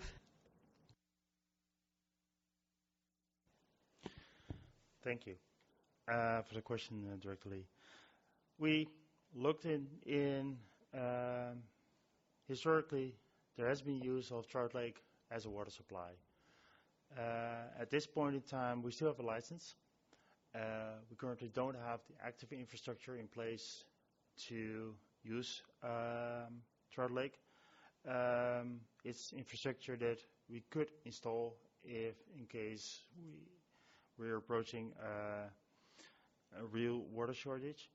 The amount of water we would gain from it is pretty limited, and the water quality especially is very is of concern. And it's currently also heavily used as a swimming lake, and that further impacts the water quality for drinking water purposes. So yes, it is a possible source, but for example, the use of Grey Creek during stage 3 or stage 4 will provide us with way more water from a way better quality. All right. Are we, Director Lee? Which brings me to the Grey Creek issue. If we were to use the Grey Creek water for raising sturgeons and use the sturgeon water for providing potable water, would that significantly help us? And is it possible to do something like that this year? Sturgeon question, staff.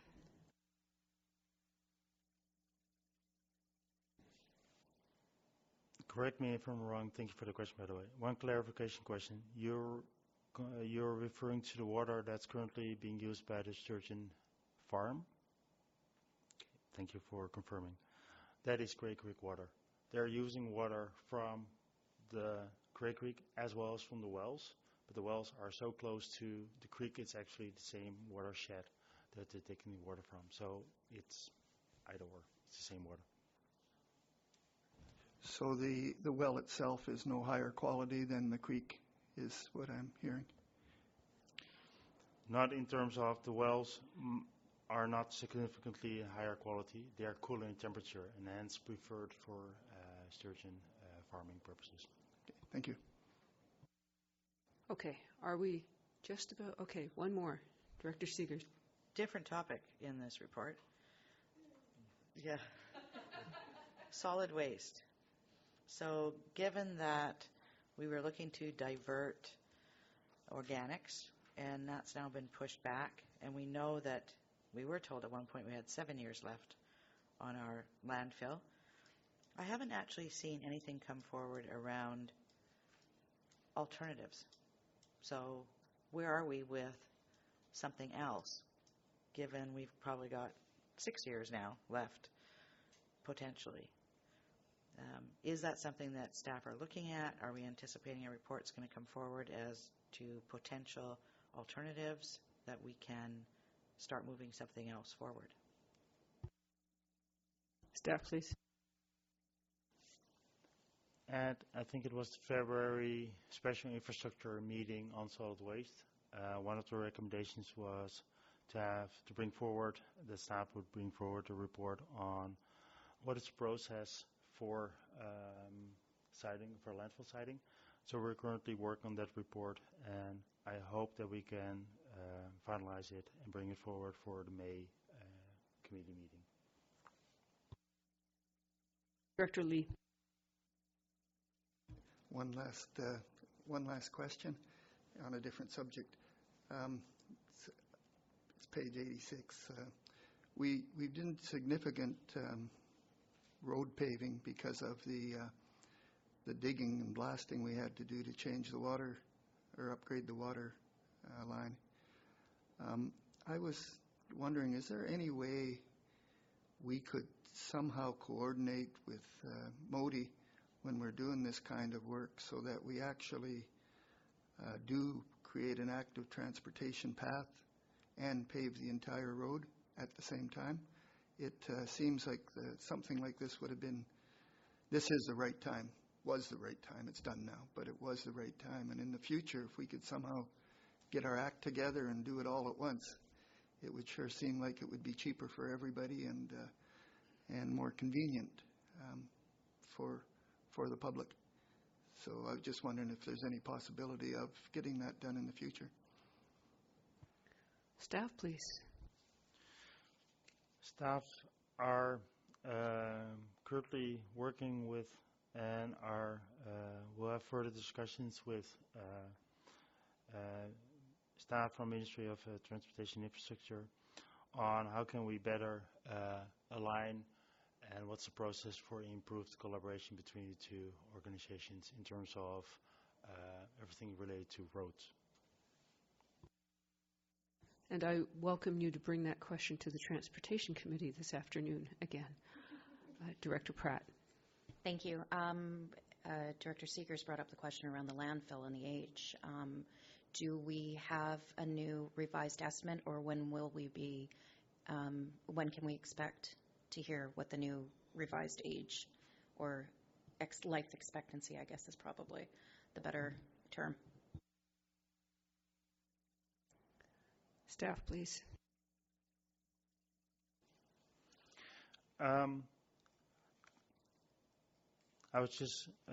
Staff were just confirming.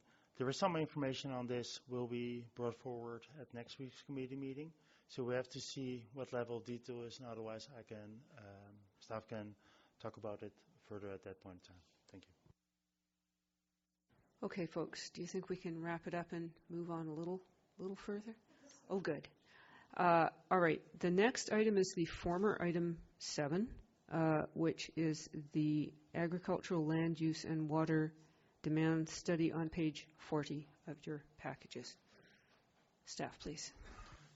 Thank you, Chair McMahon. In February 2019, SJD was contacted by the staff from the Ministry of Agriculture regarding a partnership opportunity to complete an agricultural land use inventory and agricultural water demand model for the Lower Sunshine Coast during the summer of 2019.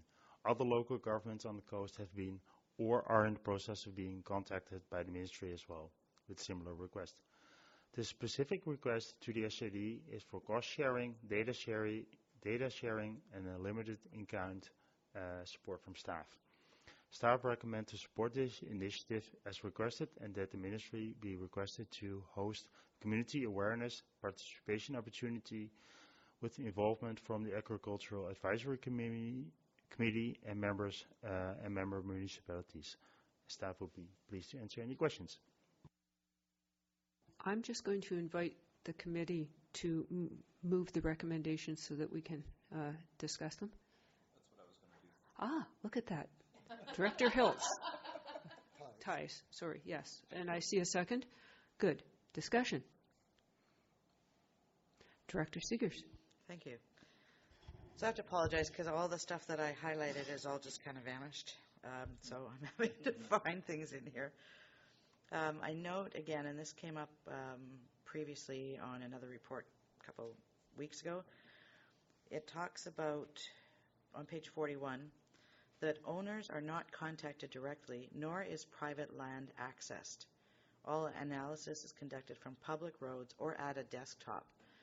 So I'm wondering how accurate some of this information is, given that some of these properties are very large, and we are looking for information as to, you know, what they're using the water for, what kinds of crops they have, you know, what non-farm use is on there, what kind of livestock they had, types of irrigation.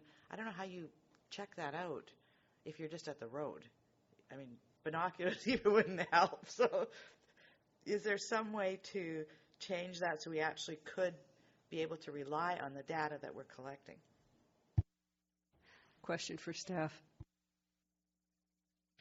Thank you for the question. The method proposed here is the method as used by the Ministry of Agriculture also in other areas. I think there might be an opportunity to discuss that more in more detail, and I would highly recommend that would be one of the things that we would discuss if we move forward with this project during a kickoff meeting and potentially even with the Agriculture Advisory Committee, because it will require some collaboration with the parcel owners that access will be provided to them to enter the property. So I think that's one of the bigger issues that would need to be dealt with. I'm just going to comment that we're going to get more information and it's only $2,500, so let's go for it. I mean, okay. Can we vote on the recommendations? Everybody in favor? Any opposed? That passes. Thank you. Do we need to move this be forwarded to the Agriculture Advisory Committee?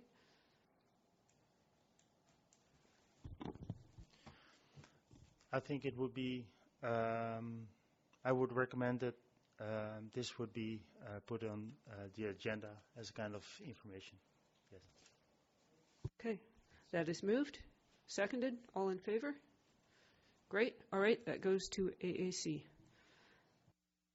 Next item is the former item 6, which is the Drought Management Plan for 2019.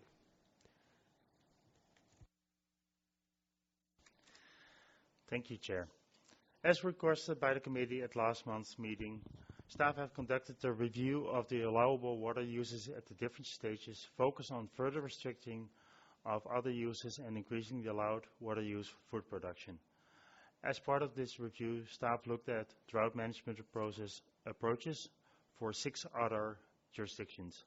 While this comparison is beneficial, it's important to note that none of these communities have a similar water supply situation as as the SRD has within the Chapman system. Staff intend, while developing the two presented options, that it was to ensure that the overall effectiveness of the drought management plan in terms of its water conservation effectiveness would not be impacted.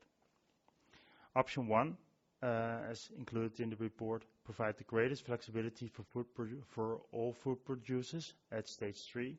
It will not allow for any lawn watering at stage 2 and is further limiting that at stage 1. Option 2 will allow for some minimal lawn watering at stage 2 and would still provide more flexibility for food production at higher stages. As staff consider farm status not to be a fair and practical indicator for which farms on the coast should be considered commercial, the recommendation is to allow all farms that grow food for commercial purposes to get billed according to a commercial rate. Under both proposed options, commercial farms would have greater flexibility in water use at stage 1, 2, and 3, compared to farms not registered as a commercial farm. In both options, allowing agricultural use at stage 4 could impact the overall water supply during the drought and increase the need of calling a stage 4 and its potential duration. Staff have invited the members of the Agricultural Advisory Committee to bring forward suggestions on how the SRD moving forward could support them in situations that a stage 4 was needed to be called.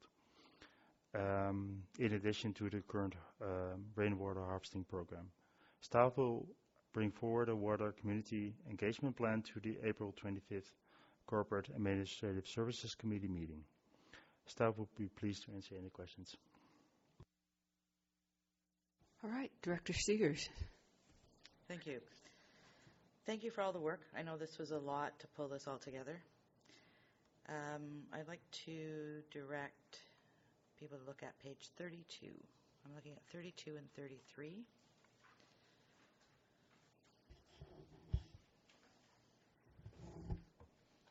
So on page 32, if we look down the left side, we've got trees, shrubs, flowers, sprinklers, soaker hose, or irrigation system. And then below that, we've got trees, shrubs, flowers, handheld hose equipped, 168 hours per week, second column. But if we go below that, food producing plants and trees, 2 days per week, 8 hours per week. So I'm looking for what the rationale was to allow people to water their trees and shrubs for 168 hours a week, but food producing only for 8 hours a week. And then I also look at page 33. Same thing. Not allowed to water food producing plants or trees, but we are allowed to water trees, shrubs, and flowers. So I would personally see those should be switched, but I'd look for staff for the rationale for why it was recommended this way. Over to staff. Thank you, Chair. The way the categories are laid out is there's both irrigation method and then plant type. So each plant type has 2 rows to address the different irrigation method. So for each plant type, the first row would be sprinkler and soaker hose, and the second row would be micro drip irrigation or handheld device. And then that might help clarify. Yeah, thank you. Director Theis? Thank you. Well, I would strongly endorse option 1, and then I think that our communication around this whole issue needs to be clear and simple. And I would actually say is that as soon as water restrictions kick in, we just ban lawn watering altogether. And I think that would make it simple. I also agree with Director Seegers that trees, shrubs, flowers should not be allowed to be irrigated by sprinkler, soaker hose, or irrigation system in stage 2. handheld's fine, but not via an irrigation system. All right, Director Lee. I'm just looking for a little clarification based on what we heard at an earlier meeting. It says on page 25 that the rainwater harvesting rebate program can support small-scale food growers, and yet we heard that you have to use treated water if you're selling the product. So I need a little clarification on that one. Staff, please. Thank you for the question. We looked into that. We looked into a little bit further what the criteria are for use of water for food production, and we noticed that the SRD is one of the only water suppliers in the area that is even providing water to farms for agricultural use. All on the lower mainland, it's just Fraser River water or groundwater that is used. So it's actually an exception that farms are using treated water, and it's definitely not common for agriculture production elsewhere. And from a health perspective, Health Canada or Vancouver Health, there's also no restriction there. Director Tighe. Thank you. I'm guessing that there's been from some of these commercial food producers that they have probably by this time invested in some kind of drought management measures, whether it be through reservoirs or applying for creek licenses and such things. And now that we know that you actually don't need potable water to actually supply food, I'm just wondering if we have any information as to how many of these I guess companies or farms have implemented these measures, and whether that is something that we can somehow endorse or support. Staff, please. Thank you, Chair. Over the years, we've had a lot of conversation with individual farmers on their water use, or at the stage 4 drought restrictions and what they can do. Staff have anecdotal information on people, farms indeed applying for licenses or drilling wells and reservoirs, but we don't have a good insight in what the overall numbers are. As indicated in my introduction, staff requested to work with the AIC to bring forward ideas how we can further support them during stage 4 moving forward. And through that work, and maybe in collaboration with a Pharmacy Institute or other organizations, it would be really beneficial for us to frame that entire agriculture farm use and see how we can actively further support them in their efforts and get more data on that as well. Thank you. Director Seegers? Thank you. I noticed that in the report it talks about establishing new lawns and that it would take 21 days. They can get a license to water daily to establish that. But that if we go ahead with this plan, at stage 2, they would automatically, that license or whatever we'd given them would automatically expire. Given we can't, I think that's, I'm reading that correctly? Given we have no idea, we can't notify people, say, you know what, 2 weeks from now we're going to go to stage 3. We don't know that.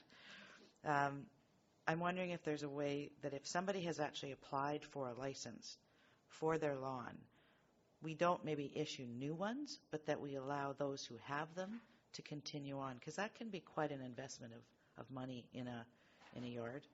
We're hoping they don't put, I mean, I'd rather they use airscaping, but some people want to put a lawn in.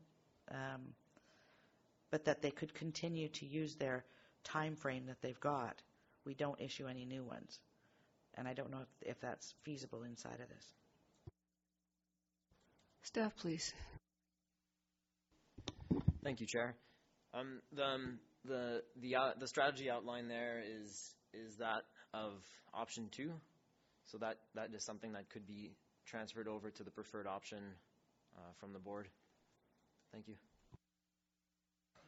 Director Hiltz. Just to follow up to Director Lee, I think there, in terms of water quality and produce, there is a distinction between growing and watering the plants opposed to processing them for sale for humans. So I think that was like lettuce. You don't want to use non-potable water to wash and sell your lettuce. So I think there is a distinction there. I'm going to follow up on the lawn watering, and watering restrictions come in on May 1st, I believe, is when. So the timeline from when to give notice to people about this change, I think, is quite short. And the method that the regional district has to control lawn watering is moving to stage 2. So I think the big question that in terms of lawns will be if we continue to use the flow over the weir as the determining point when we call stage 2. So I think that's a point to think about consideration of in terms of the lawn watering. So I think we'd catch people off guard to say that in 13 days you cannot use your sprinkling system, even though there's capacity within the system. So just 2 comments. Okay, Director Beamish. I'm looking at the table again, and just page 34, for example, we have the ones on food production, plants and trees, not allowed. Food producing plants and trees, handheld, not allowed. And then commercial farm watering, we say it's the same as food plants. Why don't we just say not allowed, as opposed to somebody having to go back up the table and look and see? Is there a reason why we don't just say not allowed at that point? Is it, instead of saying the same as food plants? You follow the point there? And then the other question is, again, I'm going to go back inside. Are we regulating any use of water inside a building for agricultural purposes? Staff, please.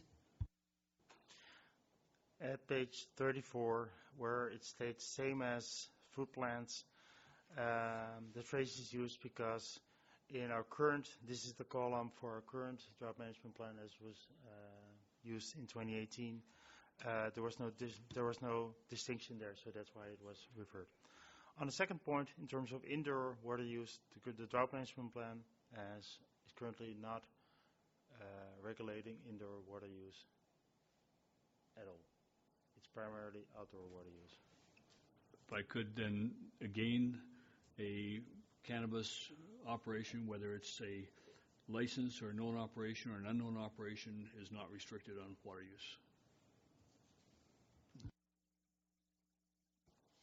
At this point in time, we don't have the enforcement tools to actually regulate any of that because we're not allowed to enter private properties to confirm if somebody is using water or not. In terms of new business, new operations, they would be metered, I assume. And in terms of existing, you'd still have a meter operation that has. Director staff first. Thank you. Well, we might have meter information, and based on that meter information, we can have an idea about what kind of use is happening. We're not able to use that meter information as part of our compliance and enforcement efforts. Yeah, follow up on that. Is that because we don't have universal water metering?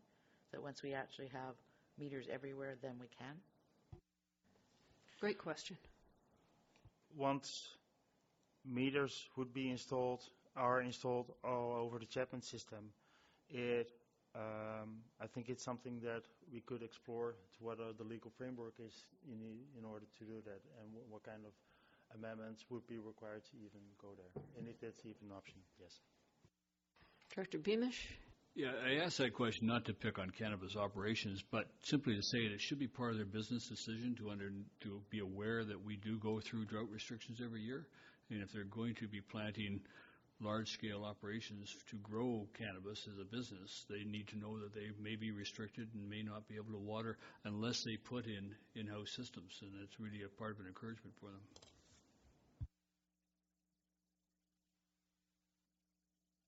I'm just going to go in here with a comment.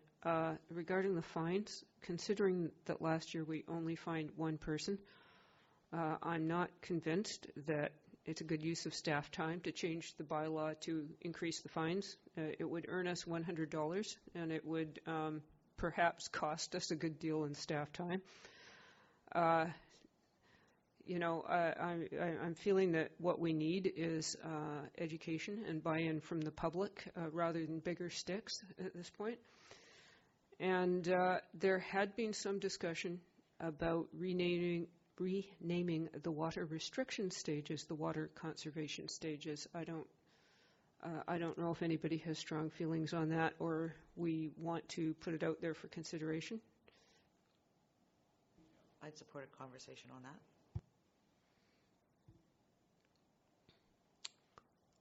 Let us put it out there for consideration, realizing that we are at 11:30, just to remind folks. Director Seegers. How about if we do it this way then? How about if we have staff come back and let us know what would be involved in renaming it to water conservation, because there will be, given all the information that's out there and the collateral, for example, that's already been done, how could we do that, what the cost would be, and would that also be something we'd want to engage in May? I think that's good. I don't think we actually need a motion on that, just that's general direction. All right. We do? We do need a motion? Okay, we do need, can I have a motion? That staff, whatever.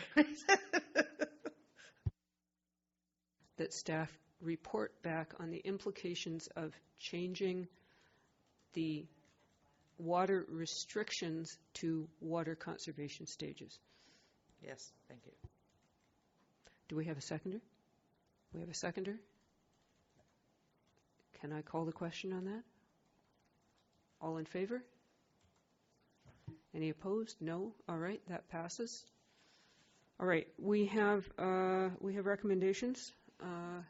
Can I see a mover? Director Lee? Comment. All right. I'm not sure this is the exact right time to discuss this, but in the rainwater harvesting, I note that North and South Pender are included in the possibility of applying for a grant. And if now, in view of the new information, I don't think it's a good use of our grant money to use it in North and South Pender, because we don't go beyond stage 2, and we don't anticipate this year. Is having allocated that possibility to them stopping some people that could really be using that grant money in other areas to good effect? Staff, please. Thank you for the question. The funding is for the rainwater harvesting grants for North and South is coming out of the North and South Pender water budget. So it's included in the operational budget. So any changes to that would need to be included in next year's financial plan. Director Beamish. Yeah, in reference to the communications implications and the communications plan, I'd like to ensure that the town of Gibson's relative to our Zone 3 is included in the discussion, and we'll like to coordinate with the regional district. And again, I live in a community that is doing a lot of building, and last year we watched a lot of new lawns just die over that period of time, and I just think that maybe we should be encouraging in communications-wise, even builders, to say, look, don't put the lawn in. And if say wait till the fall to put your lawn in, and in June, don't even try it. Is a precaution sort of thing, because it just doesn't make a lot of sense to do it, and then we're watering a new lawn for a period of time. And people do value their green lawns. I can't resist commenting. We have a small patch of lawn which we do not water, and in previous years it went dormant and then came back again, and last year it fried. it has not recovered from last year. So I think we do need to rethink whether we can manage lawns in this changing climate. Do we have any more comments, or can we put a motion out there to move the recommendations? Staff, please. In terms of the recommendations and the options provided, one of the discussions at the table I heard was about the lawn watering permit and whether to change any of the options there.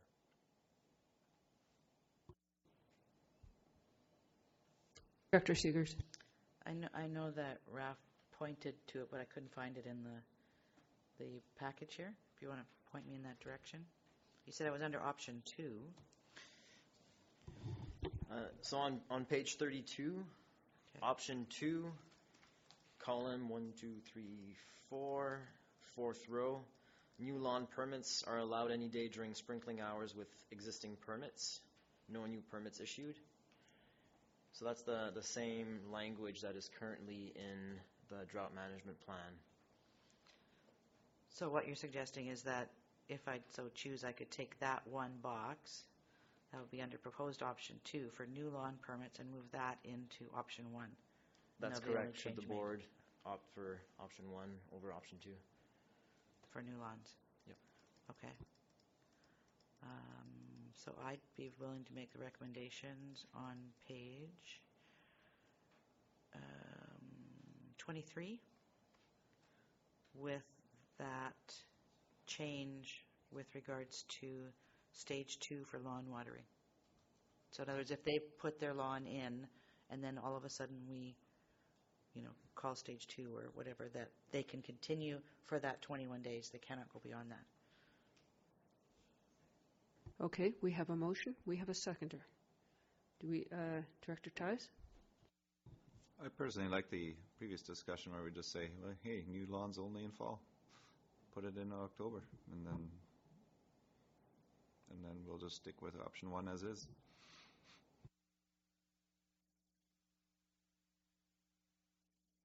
All right. Seeing no further discussion, I think I'm going to call the question. All in favor of the motion on the floor? Any opposed?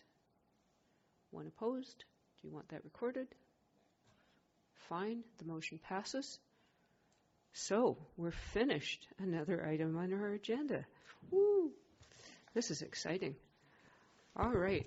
Our next item, according to my plan here, is the former item number 9, the Solid Waste Management Plan Overview and Status Update. Annex H, page 52.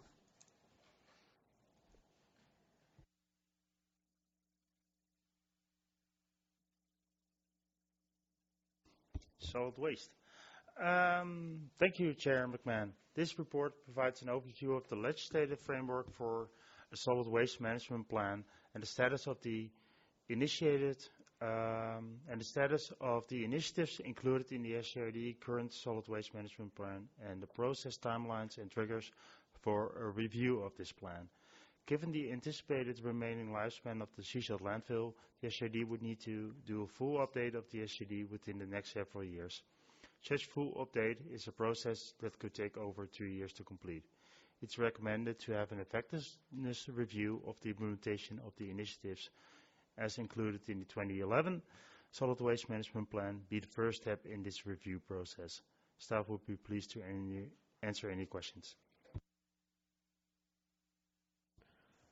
I can't resist asking. So we're going to spend 2 years reviewing a landfill that's going to close in 6 years?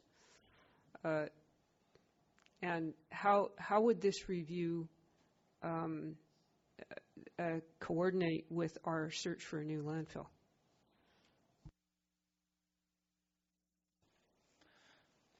In general, it's based on the process as prescribed by the Ministry for updating a solid waste management plan, which includes several stages of public engagement, several drafts for it.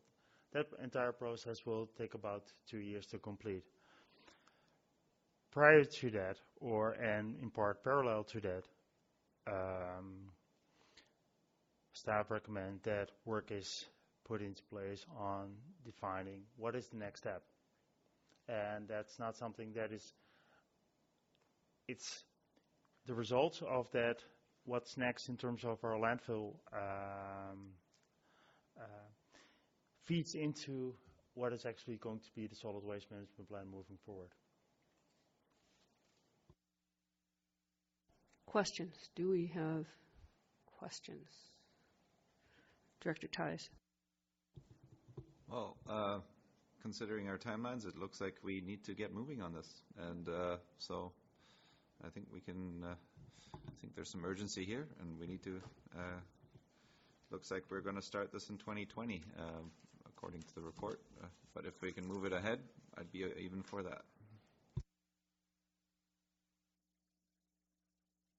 Okay, there are no motions arising from this report. We have received it, so if there is nothing further, I'm going to... there is? Okay. I'm sorry, Director I can't resist. Pratt. I'm a little disappointed, horrified that at our diversion rates and our per capita disposal rate has been rising significantly since 2013, and this is, it's just dismal that you would think that we would be hopefully going the other way, but it's just a comment. It's we need to be better at encouraging diversion. Staff, please. As noted in the report, the disposal rate is going up, which is primarily due to changing economy. And that's really what we notice at the scales at the landfill and the penetration. It's really a lot of waste is coming from construction and demolition and associated works. Dr. Theis. Yeah, but I do think Director Pratt is right, because at the depots, since 2012, we have had declining diversion, which would in turn mean that more stuff is ending up on the landfill if the economy is improving. So yeah, I'm with Director Pratt on this one. Director Hilt. We might also note that in 2015, the monitoring committee went down, and so the next agenda item and having the PMAC revitalized might help to move these initiatives forward as well. So,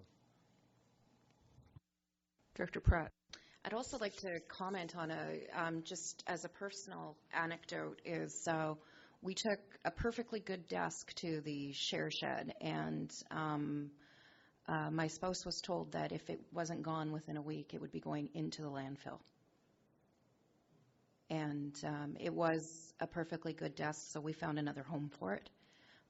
But that's alarming just on it.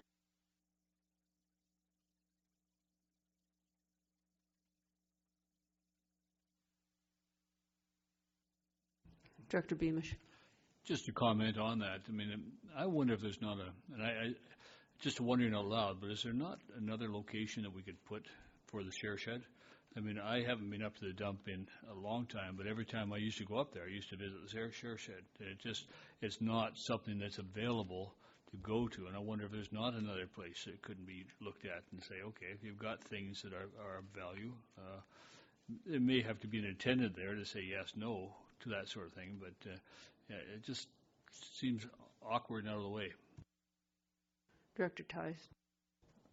On that note, I think that's a good idea, and but what another option might be is to have a webcam in the share shed, so that people can go and look, and like, hey, what's in there right now, and then it might be worth up a trip to the dump. Just an idea, and they're not very expensive. Wow, our own dump webcam. Woohoo! I really like this. We don't have traffic webcams, but we can have one on our dump. Landfill, right. Yeah, share shed, right. Yeah, sorry. Okay, that'll be good for tourism. So, yeah, come see what you can get for free on the Sunshine Coast. Are we done on this item, and then we can move to one more meaty item on our agenda here? The next item on our agenda is the former number 10, Solid Waste Management Plan Monitoring Advisory Committee update. Page 64. Thank you, Chair. According to the Solid Waste Management Plan 2011, the SRD should have a plan advisory committee. Since 2015, the SRD didn't have such committee. The purpose of such committee is to monitor and advise on the implementation of the Solid Waste Management Plan. Staff recommend that the SRD attempt to reinstate such committee and therefore recommend to approve the terms of reference as attached to this report and request staff to initiate a recruitment process. Thank you. Director Pratt. Thank you. In light of the committee having been dormant for 3.5 years, I'm just wondering if staff has any insight on why it's been left to go for so long. Because having 3.5 years without a plan monitoring committee, and then having the diversion rates and not be hitting our targets, it's I'm just wondering what if there's a structure with the plan monitoring committee that we should be looking at within the terms of reference. Is it the way the committee is supported, or was it just a combination of factors and it just fell by the wayside? Staff, please. Thank you for the question. I think it's really the combination of factors that result. It was when in 2015, 2016, there was a low response to during our recruitment process for new members, and since it fell, wasn't maybe given the priority it should have had, given what we now see in terms of the numbers.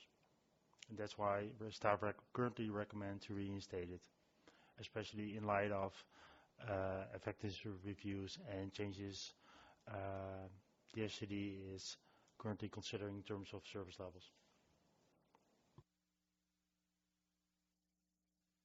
Director Seegers. Thank you. On page 66, given the previous conversation, we talked about the Solid Waste Management Plan update process. Number 2.3 says that it will be dissolved upon the initiation of that. So if we're looking at doing that in 2020, what we're saying is we're going to set up this committee for 1 year. Staff, please. Thank you for the question. The fact that it is stated that it should be dissolved is my recollection of the legislature is that it is, or the current solid waste management plan also, is that it is to be resolved and replaced by a plan committee that advises the development of the solid waste management plan itself, instead of monitoring its effectiveness.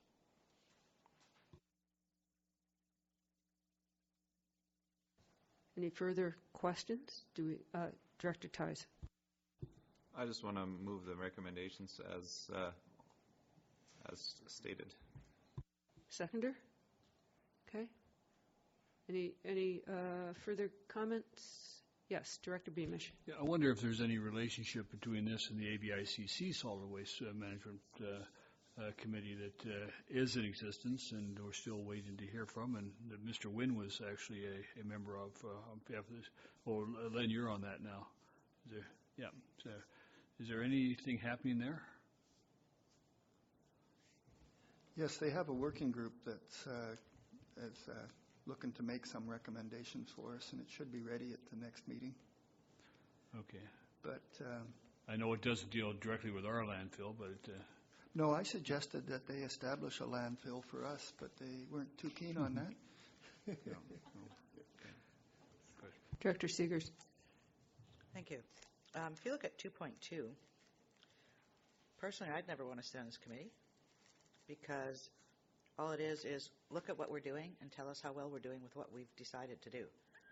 So they're not actually looking to give input into any other alternatives or any expansion of anything. So it's here's our plan. look it over. How are we doing? Waste of time. So I think we need to change terms of reference if we want something different. Staff, please. I hear the question. I think there is definitely an opportunity within this committee to look forward. The primary focus of this committee is the evaluation, and that's why it's dissolved and replaced with the Solid Waste Management Plan Advisory Committee that actually is advising on the moving forward process. So this would be a committee that our staff sees this as this would be a committee that might be in place for 1 or maybe 2 years. But once these members are engaged, there might be the perfect audience to then be reappointed as members of the process moving forward. But I think it would be beneficial for those members, for the members of that future committee, to be part of this process already, that they are part of what is the Solid Waste Management Plan and what is all included there. Director Pratt. I'd agree with Director Seegers. So the future committee needs to be able to have a lot of teeth into how they're advising and making recommendations to the board, so that we're actually moving forward and we're increasing our diversion rates and maybe implementing better programming for the public. Director Tyus. I think it's. I think what the key is here is when we're going out to recruit is that we want to have these people get familiarized with what's going on right now, and then we will have that opportunity to then ask them later on, hey, can you guys give us some advice as to how to be better? So I see, considering this is only going to be a short time frame, I think that the terms of reference can stand as is, and then we can move on to the Solid Waste Management Plan Advisory Committee as expeditiously as possible. Director Lee. Yes, I was reading 2.2D, which is make recommendations to the board regarding implementation and how to increase effectiveness. It seems to me like they can pretty well review the entire SWMP and make suggestions on how to fix it, other than the fact, hey, start making a new dump. Seems pretty broad to me still. I might be missing something, but I'm just going to weigh in here myself. I think we have wasted enough time on this, as you know, on our solid waste plan, and we need to really move this forward. I personally am not opposed to rogue committees, so if they take the reins and run with it, then that's pretty good. If we get good people, they'll tell us what they think. Can I call the motion? All in favor? Thank you. Any opposed? Yes, one opposed. Do you want that recorded? Sure. Director Seegers opposes the motion. Thank you. All right. We are now at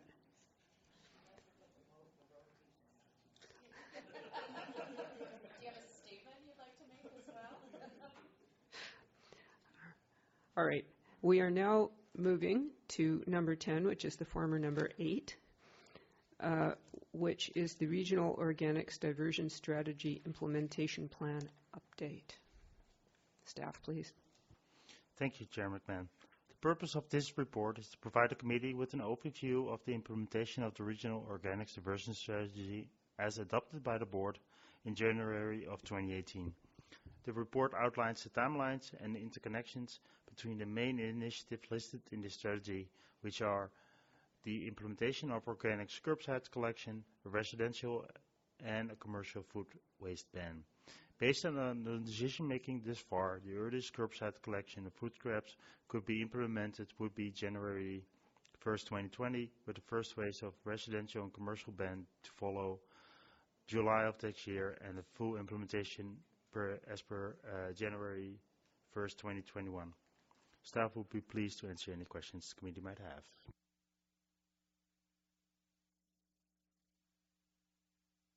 Director Ties. Thank you. I was just looking at the timeline, and to me, it seems that we need to do a new RFP for organics pickup if we want to go forward with it, and I don't see that on the timeline anywhere. Staff, please. That's correct. It's not listed in the timeline because it's not part of.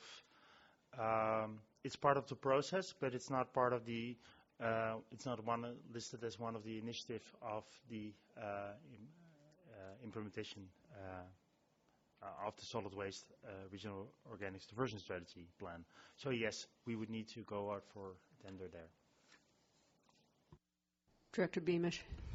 I guess I'm just questioning that was that not part of the original RFP that we put out with the current contractor, and is the understanding with the current contractor that we would, once we go into organics, we would deal with them, or are we looking at a new RFP? Staff, please. From a procurement standpoint, we would need to go for a new RFP, and the successful bidder on that RFP is aware of that. And I just wanted to note that we had asked for a report on what would be involved in going forward with a program similar to what Gibson's has right now. Director Seegers. Thank you. My understanding was the same as Director Beamish. My understanding was that we had signed a contract. It was actually negotiated between two governments at least, maybe SIGD2, I'm not sure. Don't remember that piece. And that we had agreed to go with garbage and organics, and that we just went back to them and said, if we don't implement this piece now, and we renegotiated just the garbage for weekly, when we implemented the organics, we could move to bi-weekly, and that was all in place already. So I'm seeing some head nods over there like, no, this isn't right. I'm going to have to go back and review that, because that was my understanding of that. I mean, we're in the same place in Gibson, in Sechelt right now. We're looking at the treatment part of organics. So we haven't implemented our organic piece, but that is part of our contract with them. Okay. So, yes, can we just clarify what's in our contract? Thank you. Thank you for the question, and I'm happy to provide some clarity here. The direction we received from the board was to,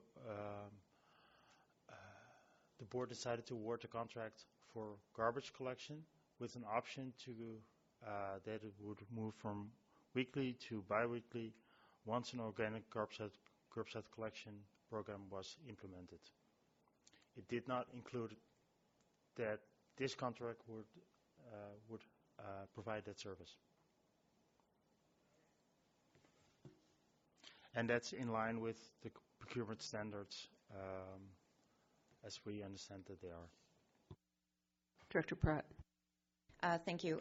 Yes, because the board didn't want to move forward with the recycling, with the curbside recycling and organics collection because of the size of the bins that were being proposed, and we wanted to be able to provide more of a educational materials and sessions to the public and constituents prior to going out. A number of our residents already have organics and are composting or self-hauling, which is going to lead me to my question on why can we not start our educational piece now with the community? We don't necessarily need to go into a ban, but we can certainly move into a composting and an organics strategy earlier than waiting until next year. And I would say that was my question too. In fact, one of my constituents asked that very question, why didn't we encourage people to compost years ago? We don't have to wait for curbside. In fact, if you look at it, once we put in curbside organics pickup, then why do we care whether people backyard compost or not? They'll just want to opt out of the program. So over to staff. The SRD is participating in an AVICC campaign which is called Love Food, Hate Waste. which is primarily focused on this topic. So we are promoting diversion from organic material from the waste stream. There is an opportunity indeed to increase our campaign efforts, our outreach efforts in terms of organics moving forward. Director Beamish. I think the issue that we found in Gibson's on organics was that we wanted people to put everything in, including bones, including napkins, including things like food boxes and things like that had been used, so that like a pizza box could be put in, and unless people could verify that they were actually composting all of that material and composting it well, so that it wasn't kind of a rat catcher and things like that, then they had to be part of the organics process, so that it wasn't simply that they were composting their green waste. They had to compost their meat and all their byproducts as well, sort of thing. So, Director Pratt.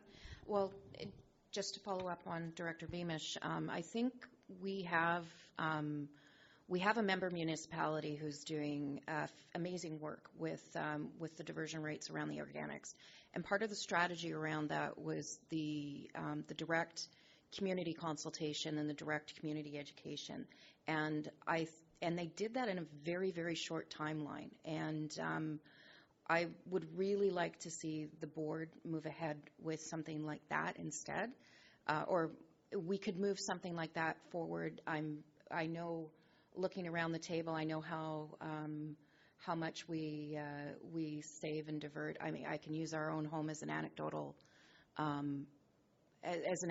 example of what we've done in reducing the waste in our own home, and I'd be happy to share that with the community consultation process. Director Seegers. Thank you. Bins. I know one of the conversations around the table was size of bins and all that kind of stuff. Yes, and alternate Director Toth just advised me. I was not here at that meeting when you guys did that. I was off coast, so I get it. I've been informed that you can have wheels and a small bin. So you can have both. You don't have to have a big one to have wheels. So that's just another thing you can put in there if you like. Director Lamb.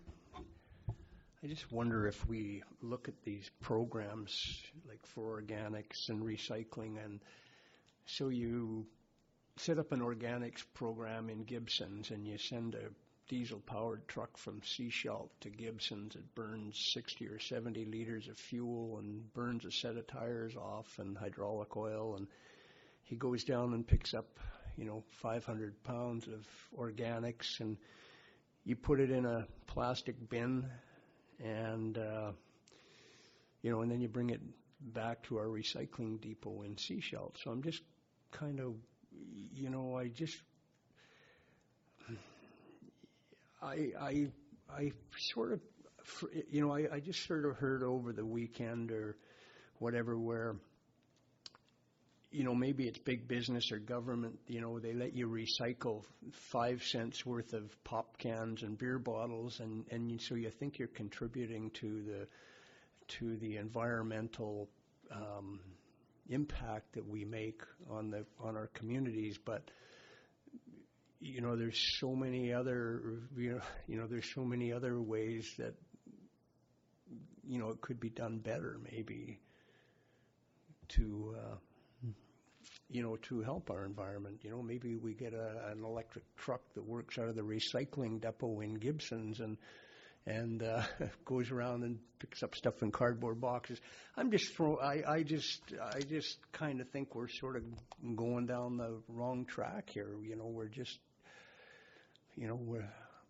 how much, I don't know. I'm rambling again. I do that. Thank you.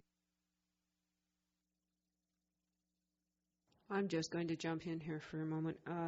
The ban on commercial organics, we don't actually have that many commercial establishments in the rural areas. I'm thinking maybe a dozen restaurants. So I'm not sure what the total impact of that would be.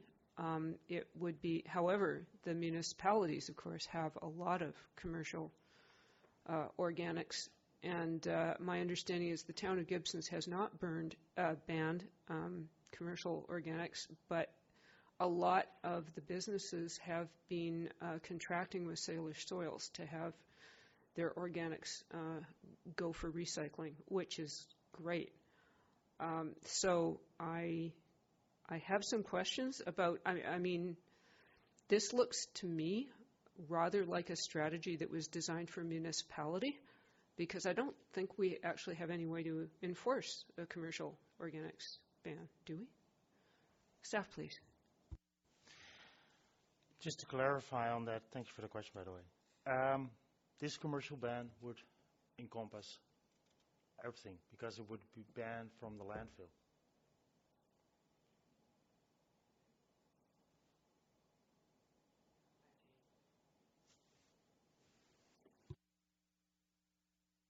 Director Lee. Thank you, Chair. I was thinking about Director Lamb's comments, and he is right on with the idea of the trucks and the cost. We did face that when we closed the Pender Harbor landfill, and I believe that closing that landfill was a bit of a mistake because we caused more harm to the environment hauling it down to Sechelt than we would have by keeping the landfill open. So yes, indeed, we have to consider that when we're considering the whole picture of the effect on the environment. But in the case of organics, I'm providing we fill the truck right up, or we use the same truck that we're hauling garbage in. We are not really contributing anything worse, except what we are doing is extending the life of our dump in this case. So I think we need to get on with the organics as quick as possible. Anything we could do to get her going is good, because we do know if we can get it to Salish Soils, it don't end up in our landfill, and it is used. So that's my comments. Okay, I think we've just about exhausted organics for the moment. Perhaps we can move on to the former item 11, which I think is maybe, well, it's item 11 anyway, we're going to call it that, which is the groundwater investigation contract award, page 70 of our agenda package. Thank you, Chair McMahon. At the January meeting of this committee, the results of the phase 2 of the groundwater investigation project were discussed, as well as the scope of a potential phase 3. Staff have since negotiated with the consultant on a contract for the execution of phase 3, and the purpose of this report is to request the committee to support this contract. Staff therefore recommend to award the contract for the groundwater investigation phase 3 to Associated Environmental Consultants in the amount of $299,900. This includes a 15% contingency allowance. If awarded, technical analysis to support the water license application will be completed in 2020, and the water licensing process itself is expected to take at least a year, so 2021, and this would allow for the wells to be commissioned sometime in 2022. Staff would be pleased to answer any questions. I would like to entertain a motion on the recommendation so that we can get it on the floor and discuss it. Recommendation is moved and seconded. Thank you. Discussion. Director Seegers. Thank you. So this is only for the well or the well field for the Church Road area. Will we be seeing another one coming forward for the other wells? And is that's a separate contract, I'm assuming? Staff, please. The direction from the board was to not have any contract, to only use staff time for the negotiations on and the discussions around Grey Creek and Dusty Road. So that's why they're not included in this contract.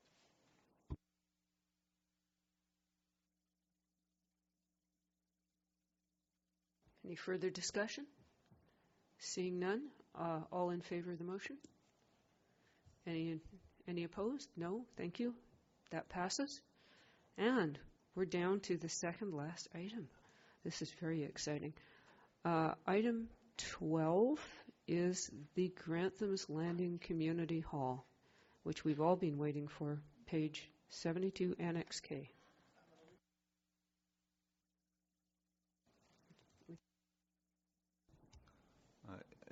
I'm going to recuse myself for this one on a conflict of interest basis. I do some work with Summerhill Fine Homes.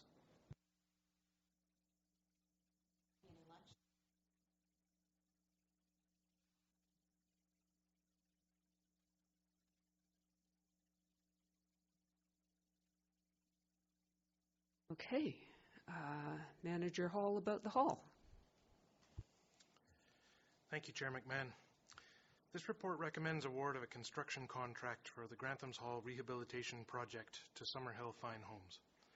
Since 2015-2016, SCRD has planned, in coordination with the Community Steering Committee, for the rehabilitation of Grantham's Hall. This community space, built in 1931, was originally a church and has been a hall since 1943.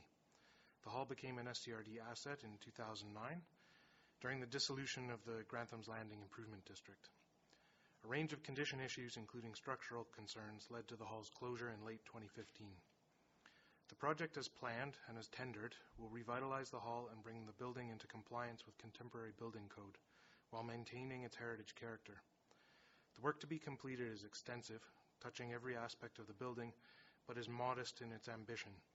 The project will only return the hall to a functioning state where it can again serve the needs of the community.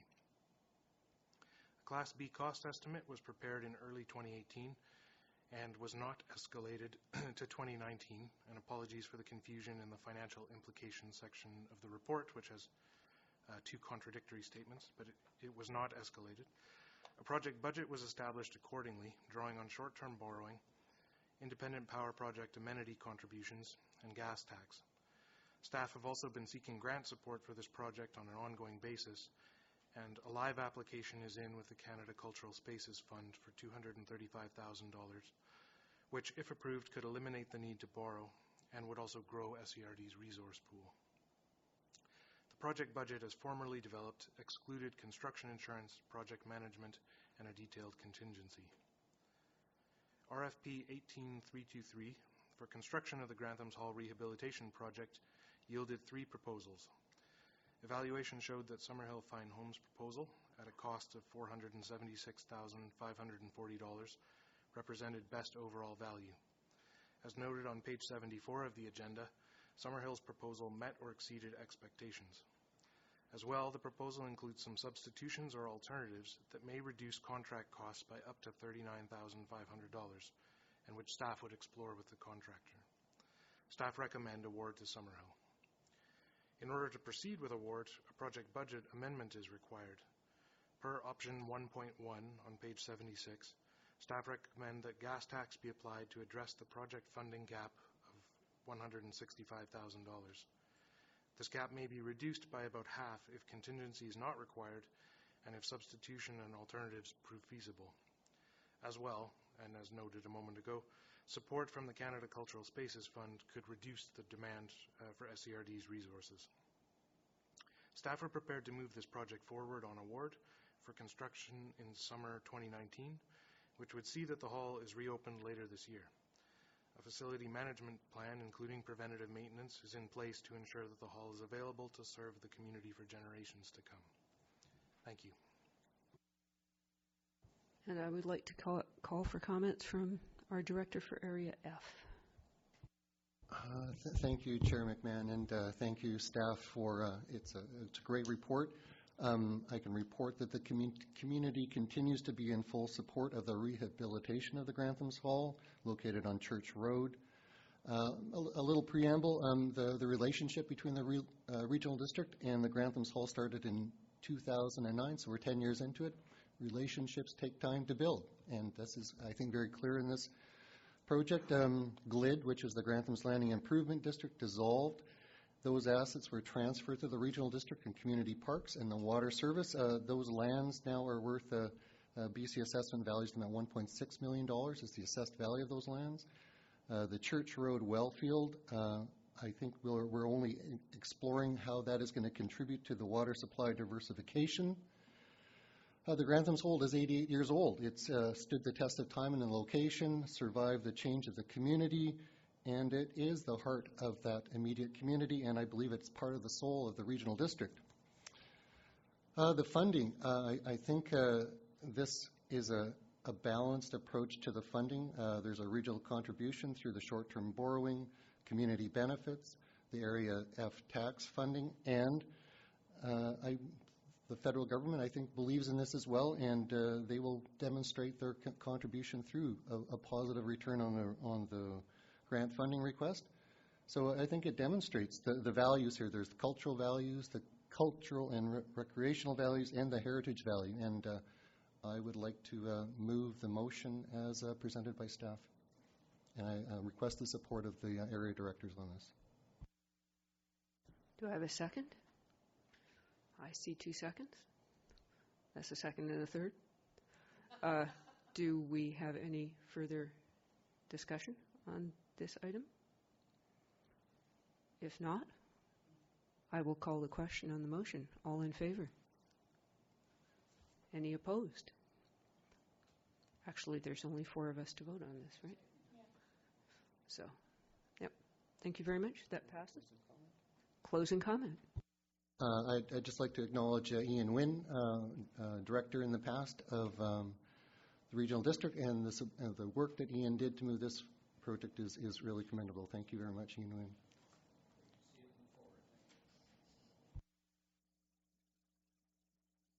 Congratulations, Area E. F. Well, I like to congratulate myself. It's kind of fun. So I have one more item on the agenda, which, as you know, I made a notice of motion a while ago. I am... Oh, right. Thanks. Go get it, Andreas. Yeah, he is. I am putting this motion out here, not so much in expectation that it will be passed today, but because I think it's very important. So I'll read it out. Wait a minute. Should I hand the chair over to you and you should tell me to read it out? Or are we going to just barrel along? All right. We'll barrel along. All right. Here's my motion. All right. Whereas the SCRD only has about half as much stored water in the Chapman system as is required to get through a dry summer without going past Stage 2 water restrictions, and we have no prospect of bringing additional water supplies online in 2019, and going to Stage 4 water restrictions in 3 of the 4 past summers has caused hardship in the community, especially to food producers.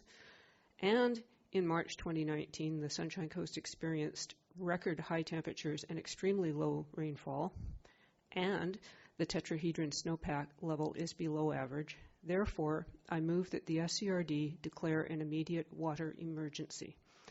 Further, that to address the short-term water supply shortage, we strike a drought management task force and invite major water users to the table to advise and assist with water conservation measures to prevent reaching Stage 4.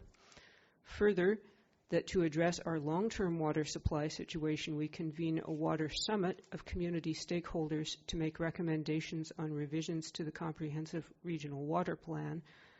And further, that the SCRD stop approving new water connections until such time as we can provide a sufficient water supply year-round. And that's my motion. I will speak a little further to it. That will anyone second the motion? Thank you.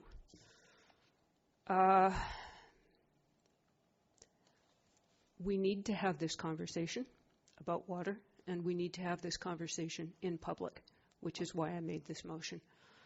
I think the public feels that we have not been treating our water supply situation with the seriousness and urgency that it deserves. It seems like every summer it's, we got to Stage 4, but oops, it must have been a fluke. It won't happen again. And then, next summer, there we are at stage 4 again.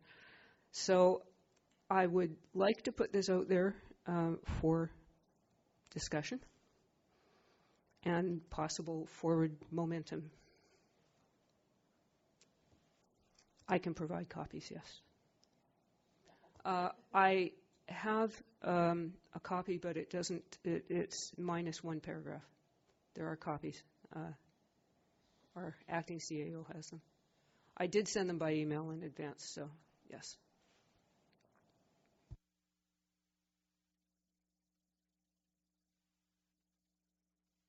Director Lee. My first question is a general question, and I'd like to know the impact on our staff if we did go forward with this. In other words, do we have the capacity, staff capacity, to respond to something like this?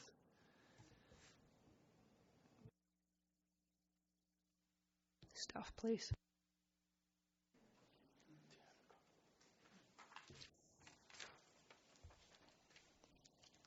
Thank you for raising the question.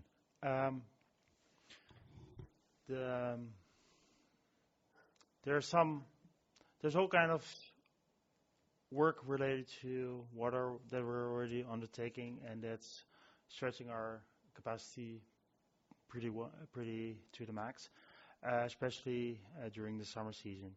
Engagement with the community is something that is really important for us, and we're fully supportive of the board's intent to increase that over the next several months, and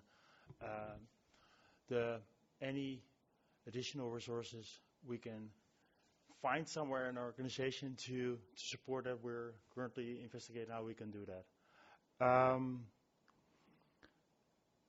From a technical point of view there, I can help framing some of the whereases maybe a little bit more, that they're a little bit more reflect the actual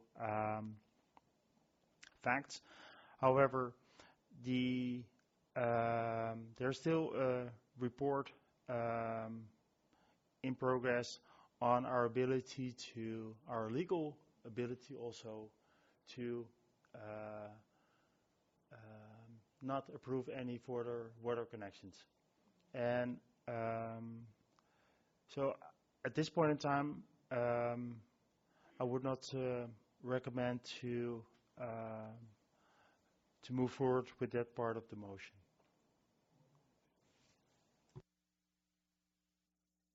Director Seeger. Thank you. First of all, could you repeat the last paragraph that isn't on this? And further, that the SCRD stop approving new water connections until such time as we can provide a sufficient water supply year-round. Director Seegers. Thank you. So a couple of these. The last one that's written on here about the Water Summit of Community Stakeholders. I know we requested that Gibsons take a lead on putting together a governance board, and that, I believe, is moving forward. Yes. So I think they did something at their last meeting or something. So that would be coming out, and I'm wondering, I know that this may be different than that. I think we have to see what they're bringing forward as well. I would be in support of bringing together our major water users to do this. I know District of Sechelt is one of the major water users. The bottom one, though, the one about the development, I agree and I don't, right? I mean, I'm of two minds of this. I mean, one project that I know is going to be coming forward in the next while is the trellis proposal, right, which will be using SCRD water. We need that facility. If we pass this saying, we're going to not approve anything, that means that doesn't move forward. So what I'm looking for, and I think we put this forward to staff previously, was that we wanted them to come back to us and give us some guidelines about what would we look at to say, yes, we're going to let this one go forward, or no, we're not going to let this one move forward.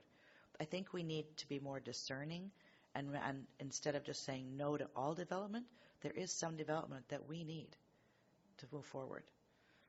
And I don't know what that would be. I don't know what those guidelines are at this point. So, yes, we don't have the water, and I don't know how we can approve more development with no certainty of water. And I'm not willing to say no to all development. I need to have more discernment around that. Director Lamb. I think I'm on side with Director Seegers here, and Director McMahon. You're on the right track here, but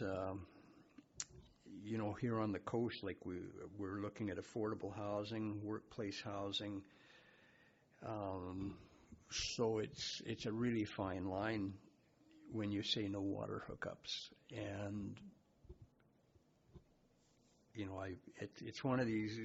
It's once again we're sitting. The district of Sechelt is looking at an 8.45% increase in taxes, and you need the development to help offset your taxes. So it's really tough. I don't know how you cherry pick, development. You have, in the way your proposal reads is that the people in Area A that don't have a water shortage would be shut down too. So it needs some refining. And, once again, it's a great motion because it just makes us more aware of how urgent our problem is. So, thank you. Director Ties. Yeah, I think especially that last point is merits some further discussion.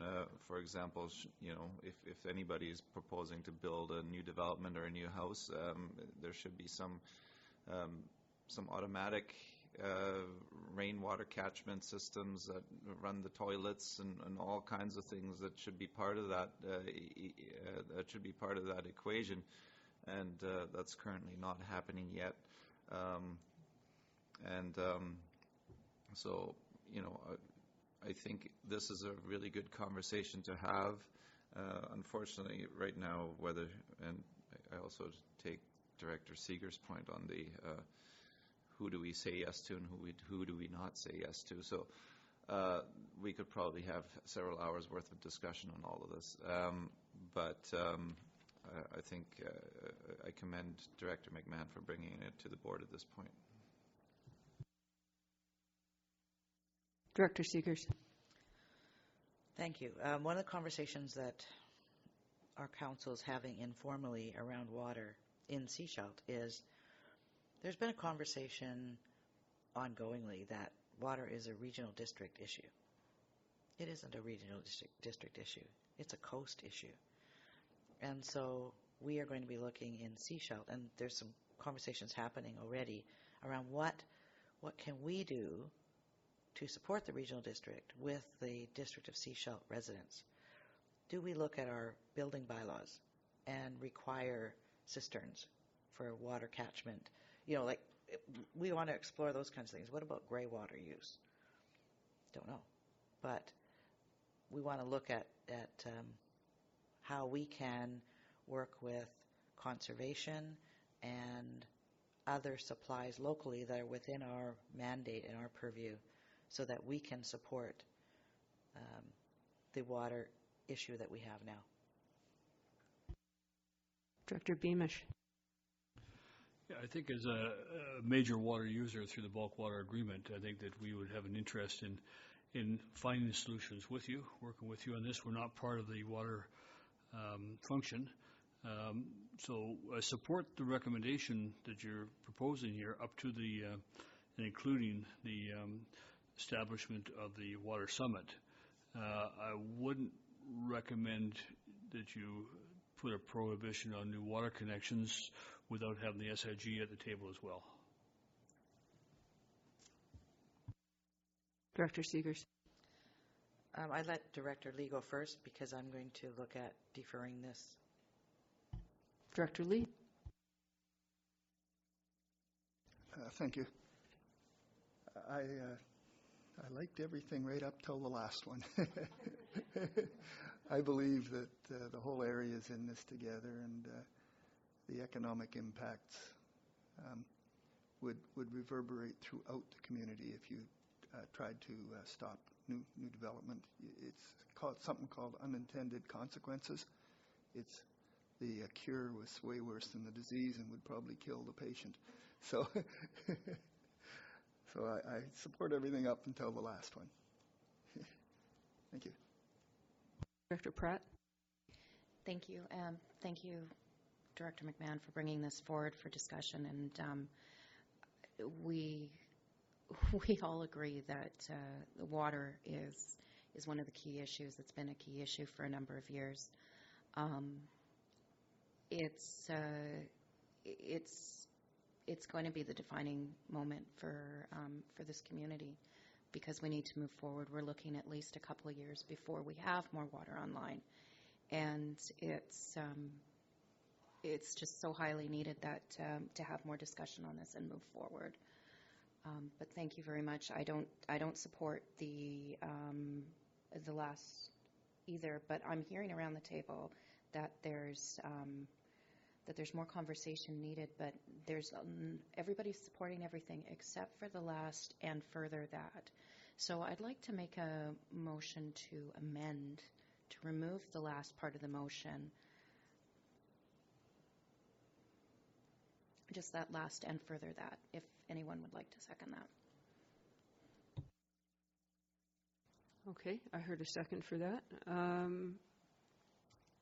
All right, is there any for Director Lee? Yeah.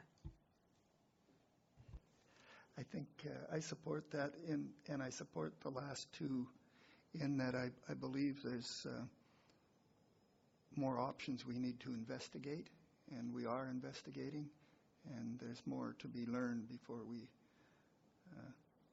do the last one. And I believe these two proposed committees can actually help us with the learning. So I'm definitely in favor of it. Staff, please. Thank you. Thank you for the opportunity to respond. I have two suggestions to maybe improve the wording a little bit. One is around the wording on the first whereas. It's half. The statement is about half as much stored in the Chapman system as required to get through a dry summer. This is based on the presumption that climate change is fully there and that we have full-on drought and no rain at all. So I can work. I can work in upcoming days with. I can make some suggestion how to make this a little bit more factual, so that we still capture the intent, but that it's better use, that there is better use for it in terms of communication. The other one is on the wording of the Drought Management Committee. Given what is my impression of what the intent of that committee would be, I would suggest to change it into Water Conservation Task Force, because it's not a formal committee in the sense of an SRD in the SRD structure, and I think the focus, as it reads, it's focused on how can we increase our conservation efforts, reduce our consumption. So that's why I would suggest to change it in the Water Conservation Task Force. Thank you. And I will just say, when I read it out, I did say task force. I changed it in the middle of the night. So that's not just a friendly amendment, it's already there. So Director Seegers. Thank you. Process. What I'd suggest is that we vote on the amendment, and then I would like to refer this to staff for that wordsmithing to have them bring it back. So I'd make that after we deal with the amendment. Okay, Director Lee. Thank you, Chair. One last question. Is major water users there still? Because I think we need the residents' participation as well as business and big guys and all that stuff? I think that could be addressed by Director Seeger's suggestion, that we move it back to staff. So I would like to see everybody vote on the amendment to the motion. All in favor of the amendment? Any opposed? Okay, the amendment carries. Director Seegers? Yes, I'd like to refer this motion as amended to staff for wordsmithing or whatever, and then bring it back to the board. To the board or to committee? To committee? Do you want it to committee? Okay. If we do committee, that's another month. If we bring it back to, if we bring it to the board, I mean, given the consensus around the table here.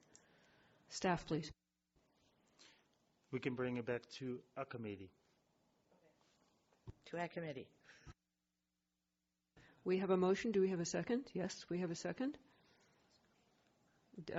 Director Hills. A discussion point. Water emergency. I had a bit of a reaction to water emergency. I think of emergency plans, and I'm thinking that the emergency might be September 15th when the pipes run dry. To me, that's the emergency. We're definitely in a water challenge period. I don't feel that a fire, like you can see the fire burning down, is an emergency. I have a broken leg. I don't think, I'm worried that the emergency is that the sky is falling. We're losing control of the situation. That's my concern about the word emergency. So just whether staff could include that, and whether there's any liability issues in declaring a water emergency, because it is a service that we deal with, whereas climate change isn't a service that we deal with. So I'm worried about that word as emergency, as it is a service that we work with. So just as a comment to staff to include in that wordsmithing, if that's. And my comment is that if we use the word crisis instead, that might work too, but emergency was a lot more dramatic, so let's get it out there. Do we have any further comments on Director Seeger's motion? All in favor? Any opposed? Good, that passed. And thank heavens, we are at the end of agenda. Before we go in camera, do we have any questions from media or public?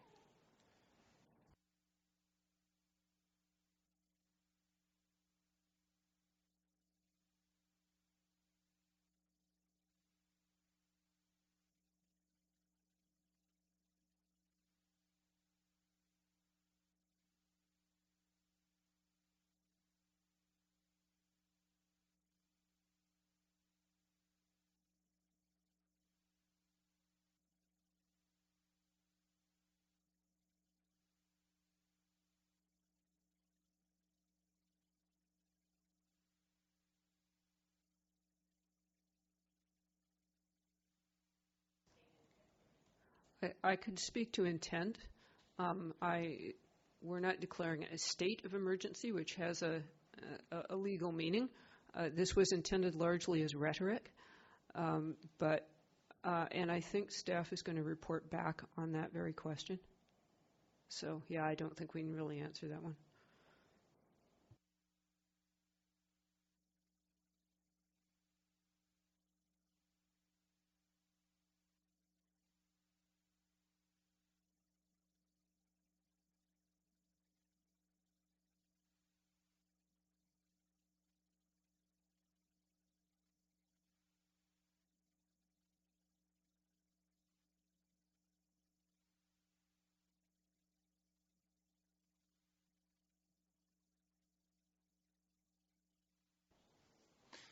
It's included in the quarterly report, first quarterly report. There's a sentence there that staff are preparing a report with funding options and implementation options for the committee's consideration.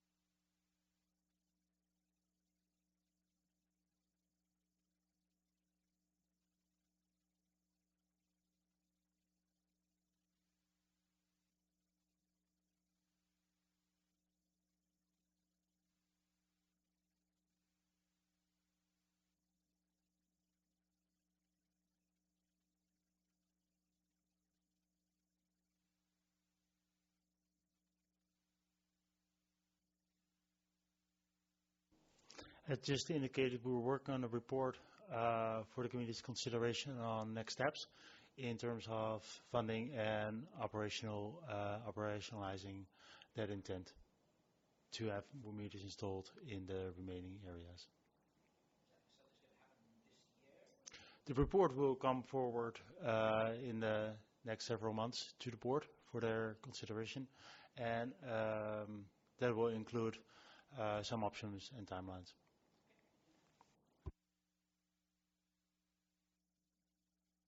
Okay, folks, I think I need to read the motion to go in camera.